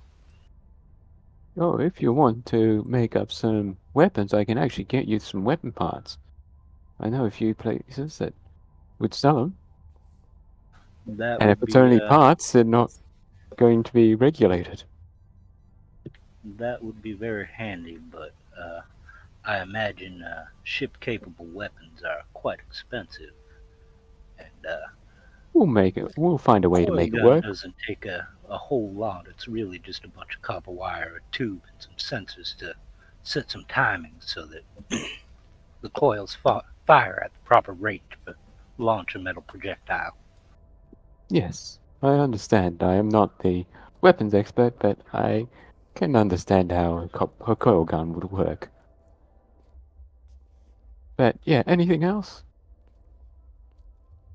Only an out-of-character disclaimer of be very careful if you look up how those work. Yep. Yeah. Yes, coil guns and rail guns. Yeah. Or what are they called? The are they, Coil guns What- and rail guns are both magnetic based. Yeah. They They use they're electromagnetic pulses to do it. yeah, there actually is a working magnetic gun that is roughly the size of a rifle in real life. By the way, There's like 4 of them. They're on YouTube. They're fun to watch. Yeah. Oh There, my yeah. goodness. they fire Yeah. something We are like a bullet. sidetracked. Tangents. Back to Tangents. Star Wars. Yes, so back to Star Wars, and the party gathers all their stuff back up and heads over to Naboo. I'm assuming that Julemaia will send a message to Braytac to say that she's on her way, Yes. and Like, Braytac all will. right, boss. Can't wait to see what you have for me this time. I hope you know my rates haven't changed. Yeah, and Braytac will tell you to meet him in the Royal Palace. I'm gonna fly that ship right up to the Royal Palace. Mm-hmm. To the main dock. Yeah. And that main dock And- is open for you. because he was expecting you. And land. Yeah. And get off feeling kind of full of herself, but also just very amused. Like, well, I never thought I'd have a royal invitation. Is Braytac there on the dock? Damn. We will say that. Sorry, We yes. will say that. Braytac is on the dock, and as expected, completely Starkus. Mhm. But he is in the process of using a towel to just wipe off some blood off his hands as you approach. And if you want, I'll just show you the picture that I've got of Braytac to Please do. our players. Now, how do I show the actual picture? Share with all players, I think makes it pop up. That's if it's a handout, isn't it? Yeah. Haven't got it as a handout. Otherwise, image, click and drag it onto a part of the map we can see, which is Yeah. all of it. Yeah. So I'll just put the picture basically over the rear engines of the ship so you can actually see it.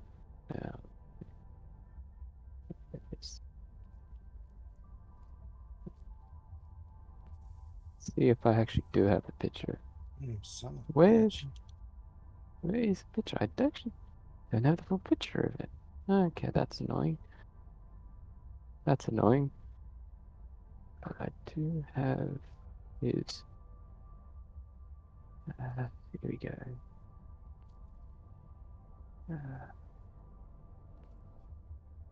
Where are we? I've got to find. Where did I put all the characters? There they are. Okay, so I'll just put him on the. I'll He's actually just post tiny. I'll post the actual picture in our Discord chat. That's probably going to be easier. Yeah. See if I can.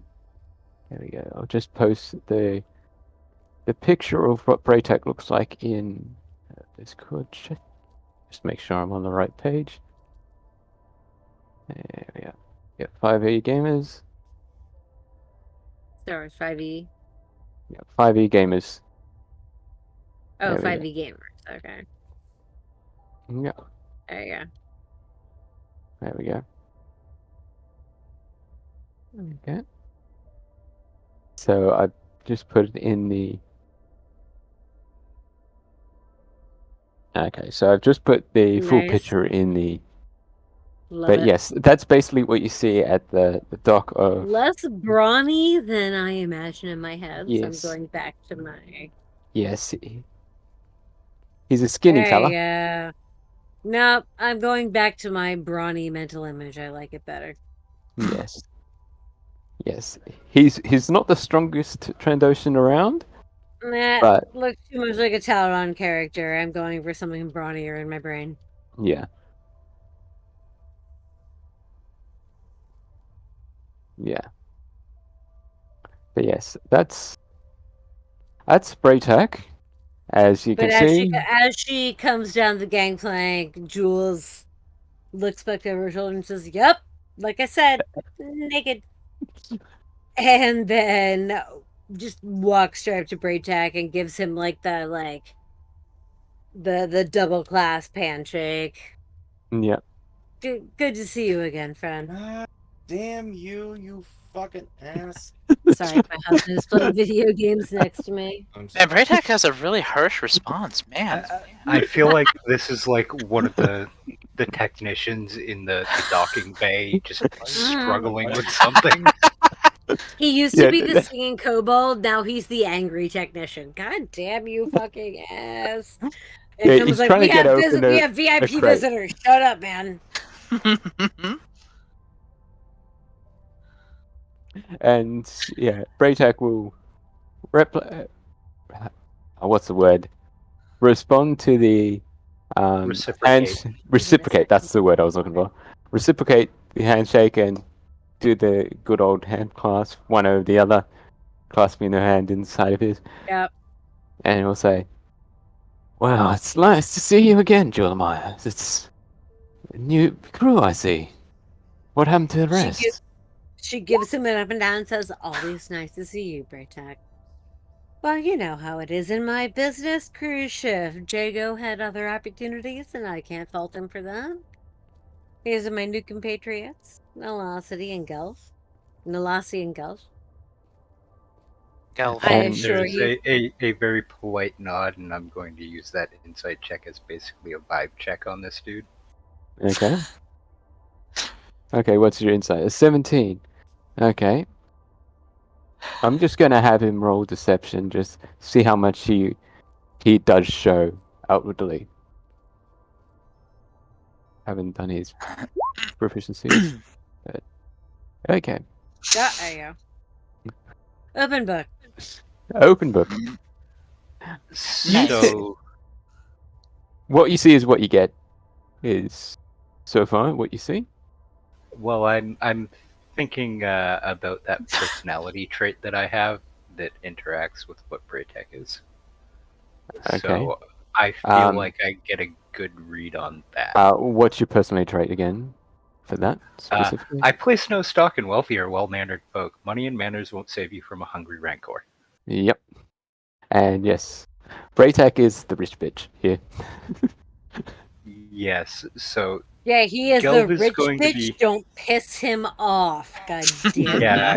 you. that was part of the insight check. Is Gelv is going to have a moment of, oh, this is not a person that I would choose to do business with, but I'm going to follow Jules's lead.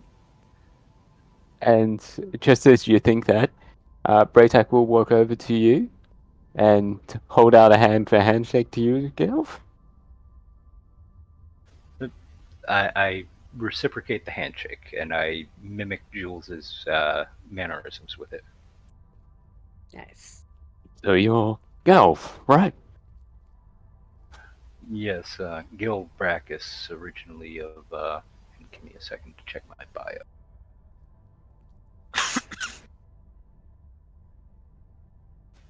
Originally I don't of even- Ming Po. I didn't even name the planet I was from. Good on you. That's a fair distance away. You've come a long way.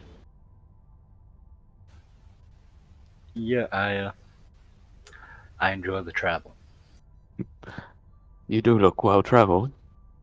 Pleased to meet you. And then he'll kneel down and reach out a hand towards Nalasi. She'll shake his hand, but she's also gonna try to get a read on this guy. Okay, so you want to do I an know what he insight as is. well? Yeah, it's gonna be shitty, but oh wow, Oh, hey. Yeah, got a crit. No. That's a natural I'm 20 trying- on the insight. Yeah, trying to get a read on whether or not he's ignorant or if he's stupid.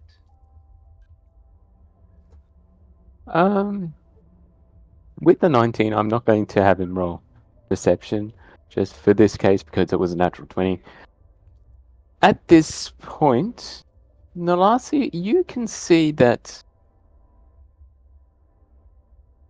Well, considering the fact that when you arrived, he was wiping blood off his hands. You can see that there is the air of evil around him. Maybe some part of you that's in tune with the Force can sense the dark side emanating around him. So, or in other words, out of game, he is a dark side aligned character. Okay. Okay, I so mean, she's neutral, so it's yeah, balanced and neutral. So so he is a dark aligned character. okay, as long as he doesn't like impeding on other people's freedoms, Yeah. she's not gonna have too much of a problem with him. And he'll reach down and shake Nalasi's hand. And I have, sorry, wrong voice. And I haven't seen you around. You're kind of around very often. I'm new to the crew, you could say. Well, you want to ride on my shoulder so you don't have to walk as much? No, I'm good. I like the exercise. I probably move faster than most people here. Oh, to each his own, and he'll scruff your head a little bit, and he'll stand She back up. instinctively, the very second he goes for the top of the head, she leaps back 20 feet and says, "No touch." Ah, sorry, I didn't realize. It's okay, a lot Apologize. of people don't. Most people And- like kick into a wall when they try to do that, but I'm being respectful. It's alright. We're all friends here. Yep. Great Well, Tech, you thank have you some for work not for doing us? that to me. And She simply nods. He'll get back up, and he'll just say, "Would you just follow me into the hall, the Of throne room?" course. And he'll lead you into the palace, and he'll hop onto the throne, which is not really a throne. It's basically just a boss's desk. So big chair behind a big desk, which he just sits on the desk, and then puts his feet up on the desk because that's the kind of guy he is. And he'll say, "So, I'm guessing you're wondering why I brought you here." Yes, we certainly are. Well, here's a question for all of you. How much do all of you know about the Clone Wars? Question for you, Red. How much do we know? Lore roll. I would say, Nalasi, you get advantage because you're an archaeologist, so you Yeah. you may be able to. I've Oh, yeah, heard of no, it. for sure. Why did 23. that happen? There we go. Laura with advantage. Mm-hmm. 14. Mhm. Wasn't expecting that question today. Yep, apparently not. But Julemaia was expecting anything out of Braytac, so she's right on the True. right on the ball. And yeah, Julemaia, with that 23 on lore, you know the basics about the Clone Wars, that somehow the Republic was able to create this clone army out of essentially nowhere and go against the Trade Federation's droids. Hmm. So you know a fair bit, but I mean this was 50 odd years ago, so it's all ancient history. Yeah.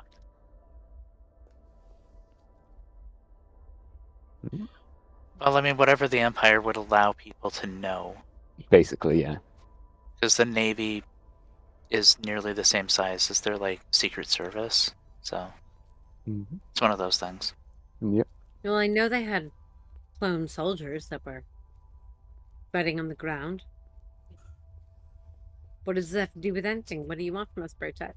I need you to get a little more specific.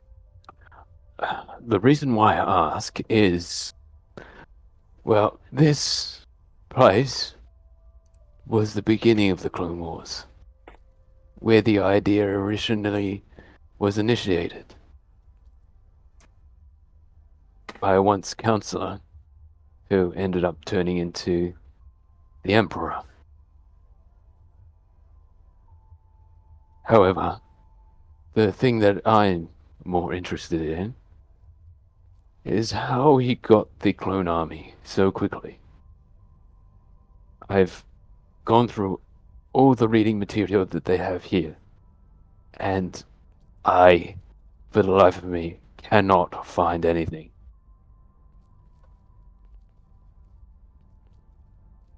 So you want us to investigate history, is what you're saying.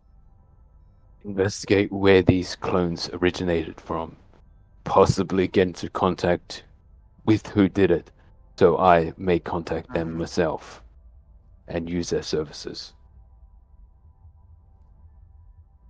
Do you have any leads for us to follow?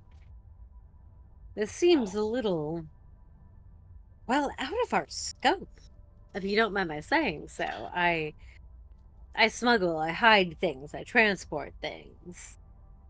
Yes, Not out of mine. that That is why I was asking for your help specifically. Because for some reason, whenever I try and search for where these clones came from, it is not on any map. You have a name? I do, but I searched that in the database, nothing comes up. I was hoping that might be you helpful. may. I was hoping you Right may check. know location. The location is Right. Camino. All right. Can I do a lore check I'd off like- of that? See if that would jog any memory for her? Yeah. I mean, you can all do a I'm lore gonna check. ask, like, as a smuggler, what Do I sort still of have check advantage would or I no? make for that? It would still be a lore check, but as smuggler, you could also use insight, or I don't know what other skill checks you could probably use. My lore is better Um, than my insight. It uh, is. What Let's can you look use? Well, my role makes sense. It's gonna maybe be lower it. piloting for fun. Why not yeah, if piloting? I've flown by it. If Yeah. I've flown in the region. Okay. Mhm.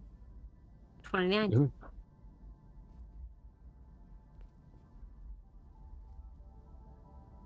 Yeah.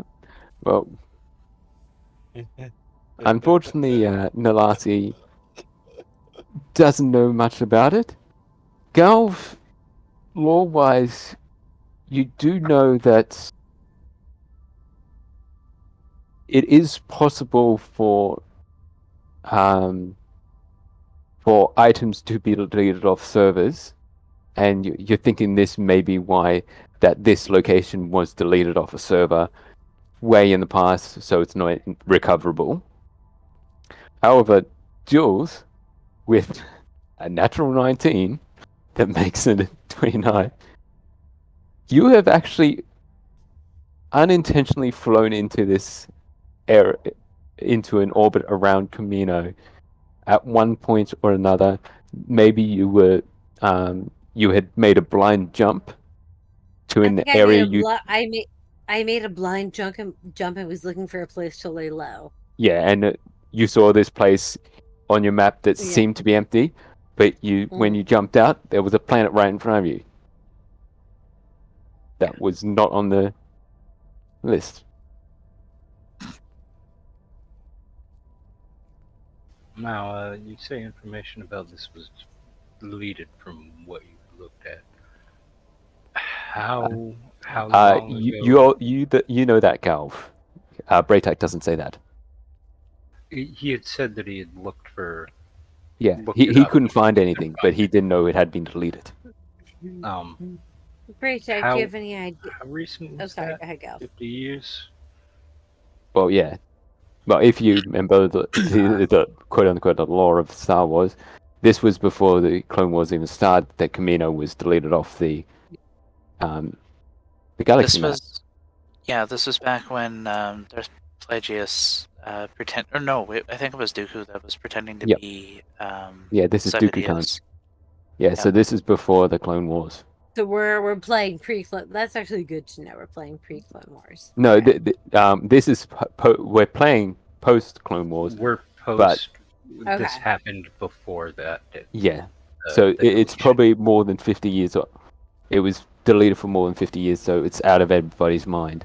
It's about But 60 years ago yeah, when he first showed up and placed an Yeah. order, because it took them about 10 years to get the 1,000,000 troops ready. yeah.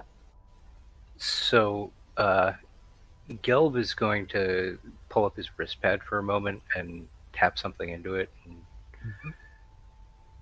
could very well be searching, but You probably pull this up. I'm using encrypted message and sending Jules a message. Okay.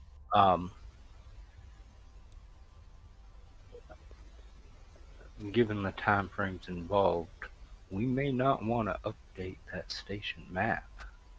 It may be old enough that it has a coordinate for this planet that we could extrapolate to a a current position.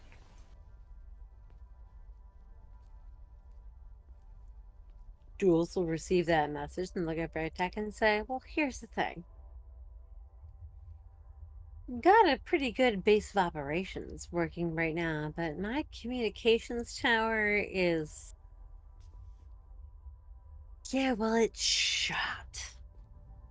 You have any idea, or could you help me out with a new communications array? It might really go a long way to solving both of our problems.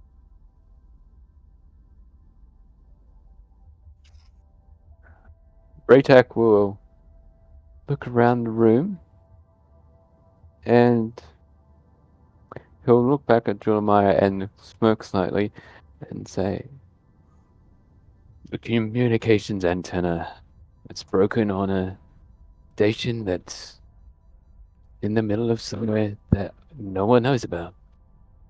What have you gotten yourself into, Jules? But yes, I may be able to help you. Yeah. I could go through the right channels and get you one legally. However, I think probably what would be more effective for you is going through the back channels, maybe getting one that's a little bit more powerful. Braytech, you know what I like. I like that idea. Through the Back back So, channels channels it it is. is. Always. Out of She's gonna character, raise You her know hand. me. You know me. I prefer to stay below the radar, as it were. Yep. so She's gonna Out of raise her hand and character? go. Go ahead. What Gelv was proposing to Jules was that we not immediately fix that antenna, because if the system updates go through, we may no longer have access to that old map. It may be retroactively deleted by the new We can update. still we can go back and back up the systems before we update. Bro. Yeah. I am not turning down a free update. I'm not. So, and I think like if what Gelv said requires is like the message spell and I can respond, my response, my response would be, we're absolutely doing this, but we have many birds in play. And then she would say what she said to Braytech about getting a new transmitter. More than happy to help you, friend, as always, and for a price, but I can't help you in the state that my current affairs exist in, so help me update my communications array. And I'll help you out, and we can negotiate a price somewhere in the middle. The array is non-negotiable, however. I can't help you without that. An array that's menial. I could give you that within a day. However, as I said, if you want to go the underground method, I can put you into contact with the black marketeer, though not the most trustworthy, if I may say so. So I would take your friend along with you and have him make sure that the transmitter doesn't have a tracking device placed on it. Absolutely, and that I will. And So, out of character question, because of what Gelv deals with, how illicit is the communications array? Like, can you just straight up go buy one from a reputable dealer for a decent price, or Yeah. are they that's what it was saying, that Oh. you can get a standard one for a regular price. That's pretty easy to get to. But Braytech, playing into Jules a little bit, he's saying that if you go the black market route, you'll get one with an A better extra one. range, something better. Like an upgraded level communications array. Like, I mean, you can get level one communication arrays anywhere in the galaxy, but black market ones you may be able to get a level 2 or a level 3 communications array. But you may have to go through some illicit methods to get one.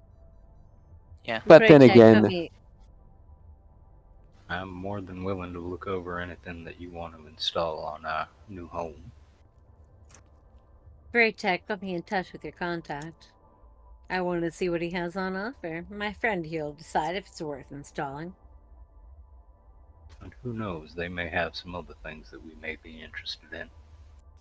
And Braytech, don't try and screw me over. After all, good business begets good business. Absolutely. no doubt. And I know better not to screw over a person that I am actively using. As long as you have a purpose, you're useful. And fortunately for you, you do still have that purpose. You know, Braytech, I feel the same way about you. And So he who is just this chuckles person? like, I need to make up a name because I'm so bad. So, Gelb's opinion of Braytech has improved slightly because, well, he realizes that he is very wealthy. He is completely unmannered and uncultured in his day-to-day and probably only does those things when he's dealing with higher-ups. So he's Mhm. not as bad as he could be. Oh, it's funny because you've never met him before. This is the most cultured version of Braytech I've ever seen. Oh Yeah. yeah, there is definitely like an anti-capitalist monologue building in the back of Gelb's head. Mhm. And I'm just going to have Braytek just roll an insight to see if he can see that he's winning over the human. Because why not? Because that sounds like fun. Love it. Nalasi is going to I suppose I Approach. should roll a deception against that, huh? I feel like Jules and Braytech Yeah, he's have blind. a Yeah, Jules no, and he Braytech sees have it. a purely transactional relationship, and it works well for both of them. Yeah. Well, Like, he don't can. get me wrong, Jules likes Braytech, but would also shoot him in the face if it paid better. Like, And I think Braytek has pretty much the same kind of Yeah. idea. Oh, That, yeah. And I think that the fact that they could probably both kill each other, they're both on that same level, which is why they get along. It's like I could kill Their you, relate- and their I could rel- kill you their with a relate- word. I could kill you with a word. their relationship exists purely because they are mutually beneficial to one another. Yeah. And it's one of those things that could turn ugly on a dime, but it hasn't yet, so they both keep writing it out. Yep. Yep. So Yeah, that's exactly what their relationship is. And I love it. yeah. And Protec will say, of course, people in the black market, they don't use their actual name. However, he does go by the code name Spiker. Biker? Yes. Where would I find Spiker? And he'll bring up the computer that is on his desk, because the computer's on his desk, and just search through. There he is. And he sends you over the information on where to find him. Jules is looking over his shoulder to see who else he has beads on, if there's anyone else she knows, or if she is on there. And more specifically, her station. Okay. I'm going to have him see if he can do a sleight of hand. 12. Can you quickly make a perception check to see if you can Oh, yeah? beat the sleight of hand? Oh, God, it's 0. 7! Ooh. So, no. The answer You is do see him scrolling through the list, and one name you do know has come up, is a name that you know. It is the name of who Masquerade really is. Oh, okay. And even though he scrolls past it quickly, you do notice that there is quite a hefty bounty on his head. Okay. Though he finds the spiker and the information that he has on Spiker is that he cannot be trusted at face value, but he can get Sure. the good stuff. And Spiker is the guy who's going to find our communications right. Yes. Okay, so I'm just updating my notes. So, But he could also probably find other things that are on the black market for you. So, in other words, he could possibly find artifact level gear. Not good to know. I played with enough of that yesterday. Yep. We know how broken that is. That stuff is, so. I'm not going near that again. Well, you're playing a good character now, so you can't. Oh, I'm not. I know, but Julemaia can. Certainly. Alright. So, in a question of expediency and your contact's willingness to deal straight for fear of his life, would it be better if we approached him ourselves, or if you, Braytech, made the request of him for this communications array, and perhaps, let's say some ship armaments for potential purchase? Well, let's say Braytak makes the initial contact, and then we meet him. Where exactly can we find this man? I can And what contact will he him say? and get him to meet you somewhere nearby, out in the open. I mean, he may not talk business to you out in the open because that would be silly, as Well, you of all know. course. Well, I imagine you have a private space here that we could meet him. Well, tell him And that when we find him, I will say, my droid needs some repair. I'm told you can help.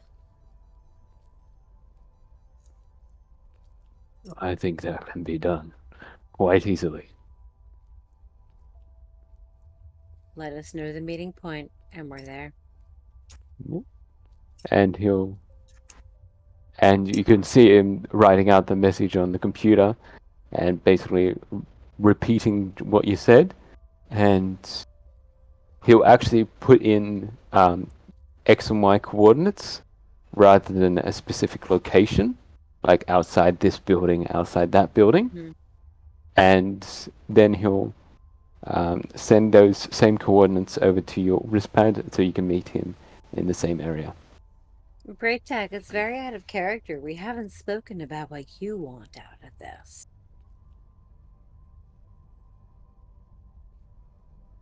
As I What are said, we doing, friend? as I said, we are looking for information on where the clone army came from during the Clone Wars, I believe was the request. Huh? that is correct. And preferably put me into contact with the people there. Probably easier said than done. We'll see what we can do. The communications array first, on your tab. Of course. And Not we'll like see that will where put it any goes from dent in there. it.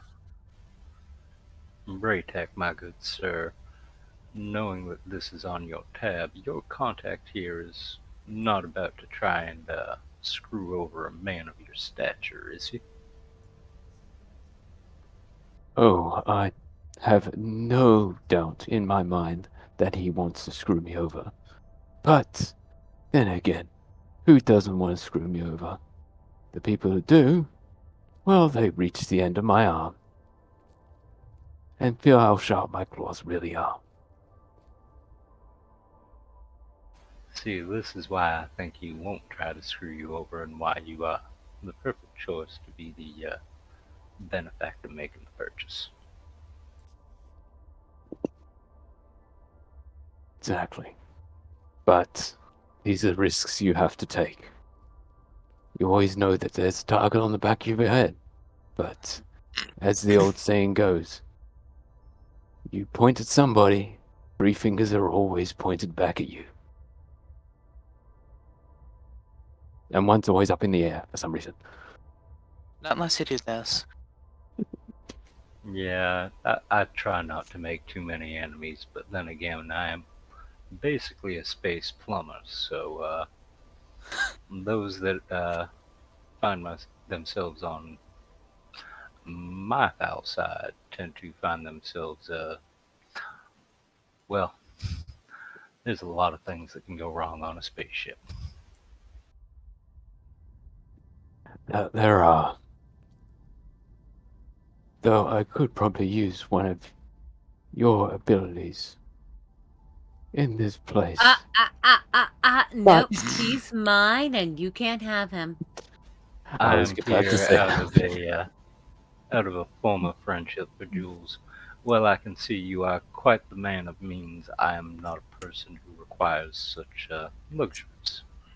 I am content to travel with a friend and maintain myself in my living quarters. And perhaps a few tinkering projects on the side. Of which I have many. You know that I know somebody very similar to that. However, her tech support method is a little bit more chaotic, if you will. Just tell us where to meet your friend Spiker. We have the coordinates already. You can meet him right there. I have sent the coordinates to you. You should be able to get into contact with him, or if I know him as well as I do, he may not even meet you in person. You know what these kind of guys are like. The Oh. intermediary for the intermediary is not an unexpected thing, no. I'll get a face-to-face. Certainly will. But All right, great. is there anything else that you require of me?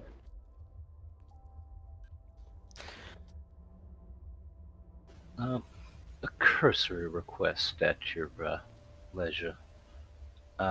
You would not happen to know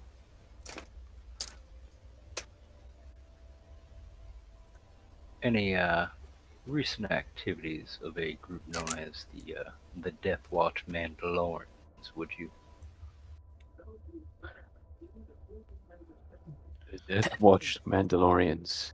Would It's- Jules know yes, who the fuck he's yes. talking about right now? Jules would know because it's part of Gelv's background and they probably Okay. talked about it. These are the Okay. people who destroyed his home, and he is Okay. eventually going to attempt to try and exact revenge for it. Alright. Then she just kind of like leans back out of the conversation, like doesn't put her arms up, but like mentally that's what's happening. She just kind of like leans against a wall. It's like, oh, he's doing this. Okay. There's a name that doesn't get thrown around often. Mandalorians. No, it is not. It is a. I have a personal history with those people, and I like to try and keep tabs on them so that I can. Well, they are not people you want to run across unprepared. Okay, Yeah, I'm that- gonna make Braytak roll an insight to see if he can see what you're trying to ask him. Because see what he can do. I'm not going to roll deception or anything because I'm pretty open about this. I'm asking him if he has heard anything recently about them that would place them in any particular place. Okay. With that insight, He doesn't even need to roll. He gets the insight on me. yeah. But this is how much he tells you. More the point. And he'll say, "The Death Watch Mandalorians," you said. Yes, I was fortunate enough to make it through my encounter with them, but it is not an experience I would like to repeat. And right now, knowing where they are tells me where I don't want to be.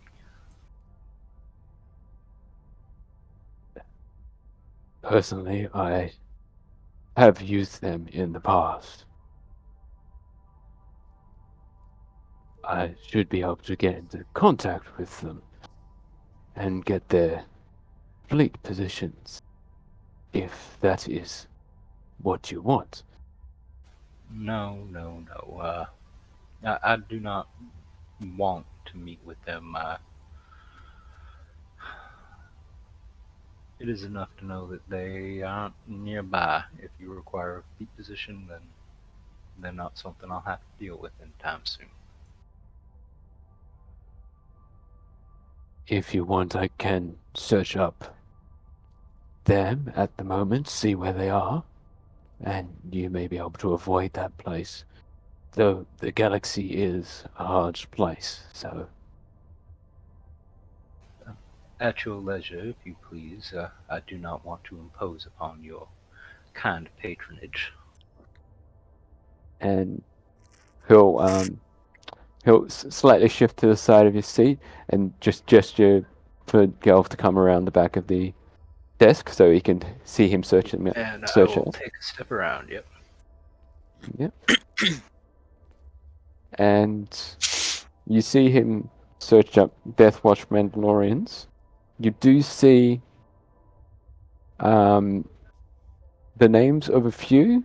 I'm not sure if you know any of them by name. I'm pretty sure you don't. No, I don't. So I won't give you any of the names because they don't matter to you. But you do realize that they are currently in deep space north of the galaxy. So if you were to go to They're on Korriban, the other side of the galaxy from us currently. basically yes. If you were to, however, if we were to go to Korriban, you may be getting close to them. Gelv will note down the names, the location, and the date. Okay. And if they have it on that screen, any heading that this fleet is traveling on. And I thank you very kindly, Brett-Tech. It does put my heart at ease to know that these people are far, far away from here.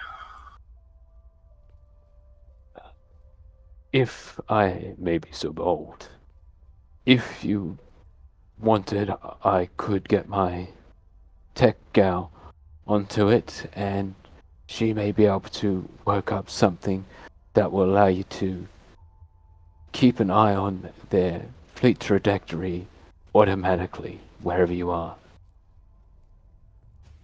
This just. I think I may be able to work something out on that side. I now have their call sign and such relevant informations from your And then thorough search. just gets a nudge from Julemaia. Like, take goddamn gift. Take it.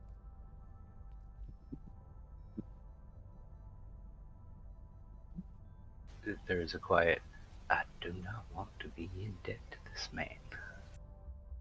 You won't be in debt to him. He's paying us. Just take what he wants to give you. But at the very least, I would appreciate your IT personnel's assistance in this matter. Maybe we can help each other in creation of such a device. You just hear Oh. like a sigh from Jules in the background.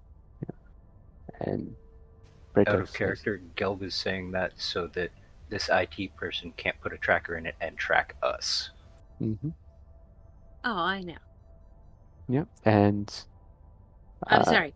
Players are in it. Jules is just like, take the present. And Braytek gives Gelv the side eye, and he'll say, "No worries, sir. I think I understand where you're coming from. You can't trust everybody. I understand that. They're the one that you know. And Particularly cannot trust these men. who can you trust is the question." And Oh, I trust he'll Jules. stand up out of the chair, place a hand on Gelv's shoulder, and he'll just call over his shoulder, "Aksa, get in here."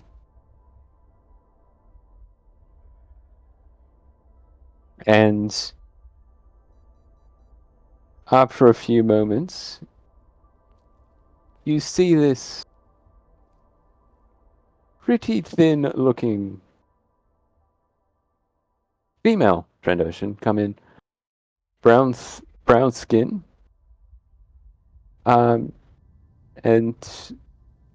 you see that she's actually relatively young, all things considered.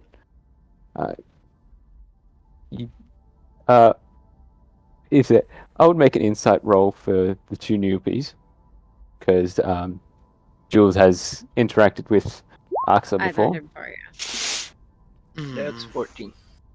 14. Where was Nalasi I for likes my these lore roll? insights. Roll 20. The dice tell the story. Nice. You notice, well, Nalasi, probably being the archaeologist, has probably dug up a few Trandoshan bones in her past. So she has a general idea on how Trandoshans age. And you can see that this Trandoshan is very young, maybe not even 16. Fuck. And she comes up nervously and says, "Yes, yes. Well, why? You wanted me?"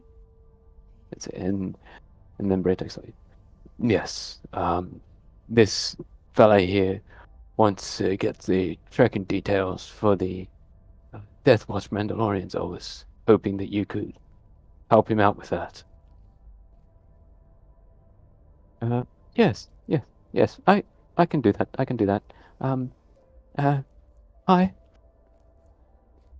Hello, thank you for your assistance in this matter.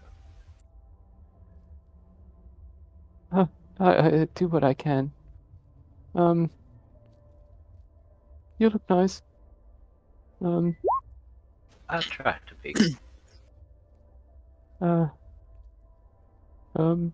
So I you think got I your may be the only good character in the party, so I do probably come across as nicer than everybody else. I'm Yeah. chaotic light, so Yeah. Well, On using her wrist pad, she's gonna send you a message to be like, she's very, very young, and that is kind of worrisome, so be on your toes. She might be able to give you some information. actually, with that natural 20 insight, as with before, you can understand what her alignment is. Okay. Okay. And with that insight roll, you can understand that she is the same alignment as Gelv, as a chaotic light.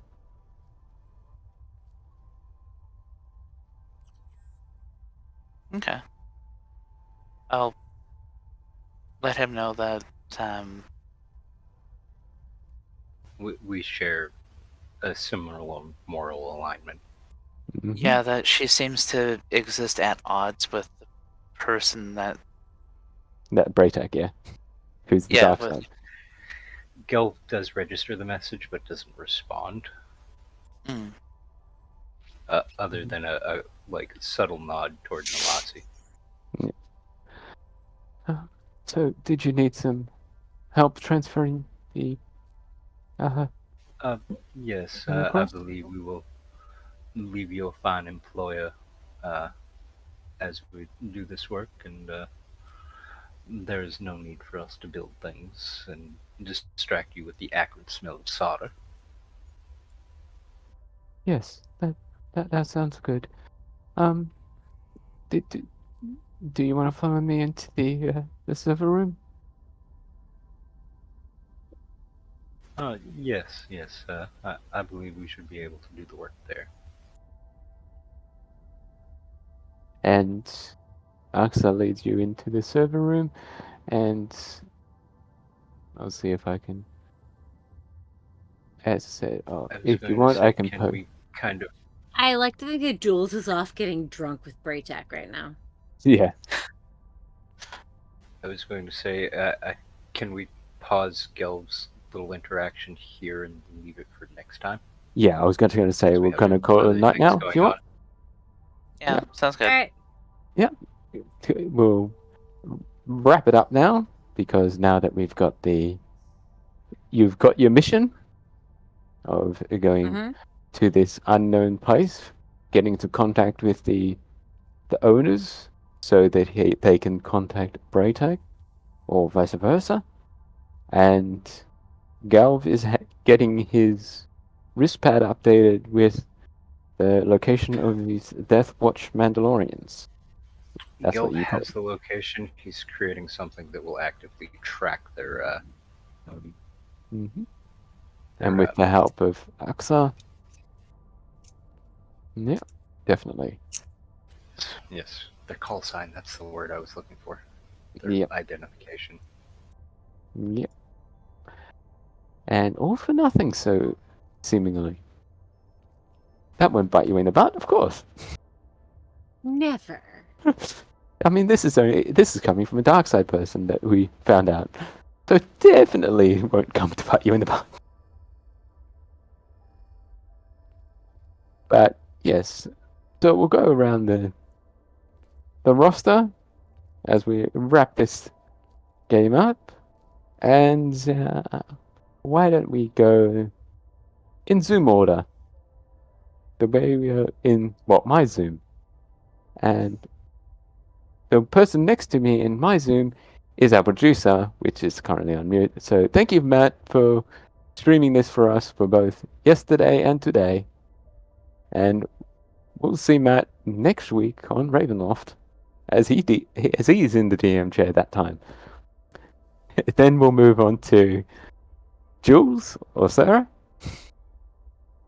Oh, me. Sorry, yes. Hi, I am Sarah. You can find me on the internet like Jules. If I said Jane, I got really confused. Yes, you can find me on the internet at Lovely Llama on Instagram or Reddit with 2 L's and Lovely. I hang out in lots of the gamer chats. Yeah, I've had a long ass week, y'all. It's been a lot. So love you. Thank you for hanging in with us tonight. And then we'll move on to good old JF playing Galv. Where can people find you? Hi, I'm JF. You can find me here on Twitch under this name, either playing with Slices and Dices, or it's been quite a while since I've done it. I do occasionally stream games myself. You can find me on Discord and Twitter under the same name. Uh, Hopefully, our long-winded character creation moment gave a little bit of insight into why I am the way I am. I'm gonna have to figure out the spells that DX can now cast, and just Mhm. double check Give up. everything, Yes, double and triple check. But yes, and I encourage you all to join our Discord where we talk about all kinds of ridiculous shenanigans and games and Yes. everything else. It's probably Indeed, being indeed. spammed right now. And all Yep. the memes. Yes, all the memes that Miss Deadite Those are likes your to peer post. review. Meme for every occasion. Mm-hmm. Speaking of a meme for every occasion, Miss Deadite, the meme master. Where can people find you? I wouldn't call myself a master, but you can find me on our Discord, which is probably being spammed at the moment. Yep. You can also find me on Instagram under the same name. I think I'm gonna have to double check that though. It should be under Miss Deadite, where I post macro pictures of little toy cars usually. Mhm. Aside from that, I'm not really too many other places aside from here playing Star Wars 5e. And whenever we can get whenever the stars align and we can get Savage Rifts going again. Yep. But who knows? We shall see in the time. And then, of course, you got me, the DM for these 2 Star Wars games that we've had during Star Wars week. Or week. We call it a week, even though it was just 2 days. But anyway, you can find me on our Discord. I talk to everybody, mostly talking shit. So that's why I made a creator that talks shit to everybody, and that character's name is Braytak, and now possibly DX11. But being said, that being said, as you can see, I do like to make a joke once or twice. So, as a joke at the end of the game, I like to say, as we say here on Star Wars 5e, the Tyranids need to be eradicated. What? Oh my god. Catch you guys later. I smell head.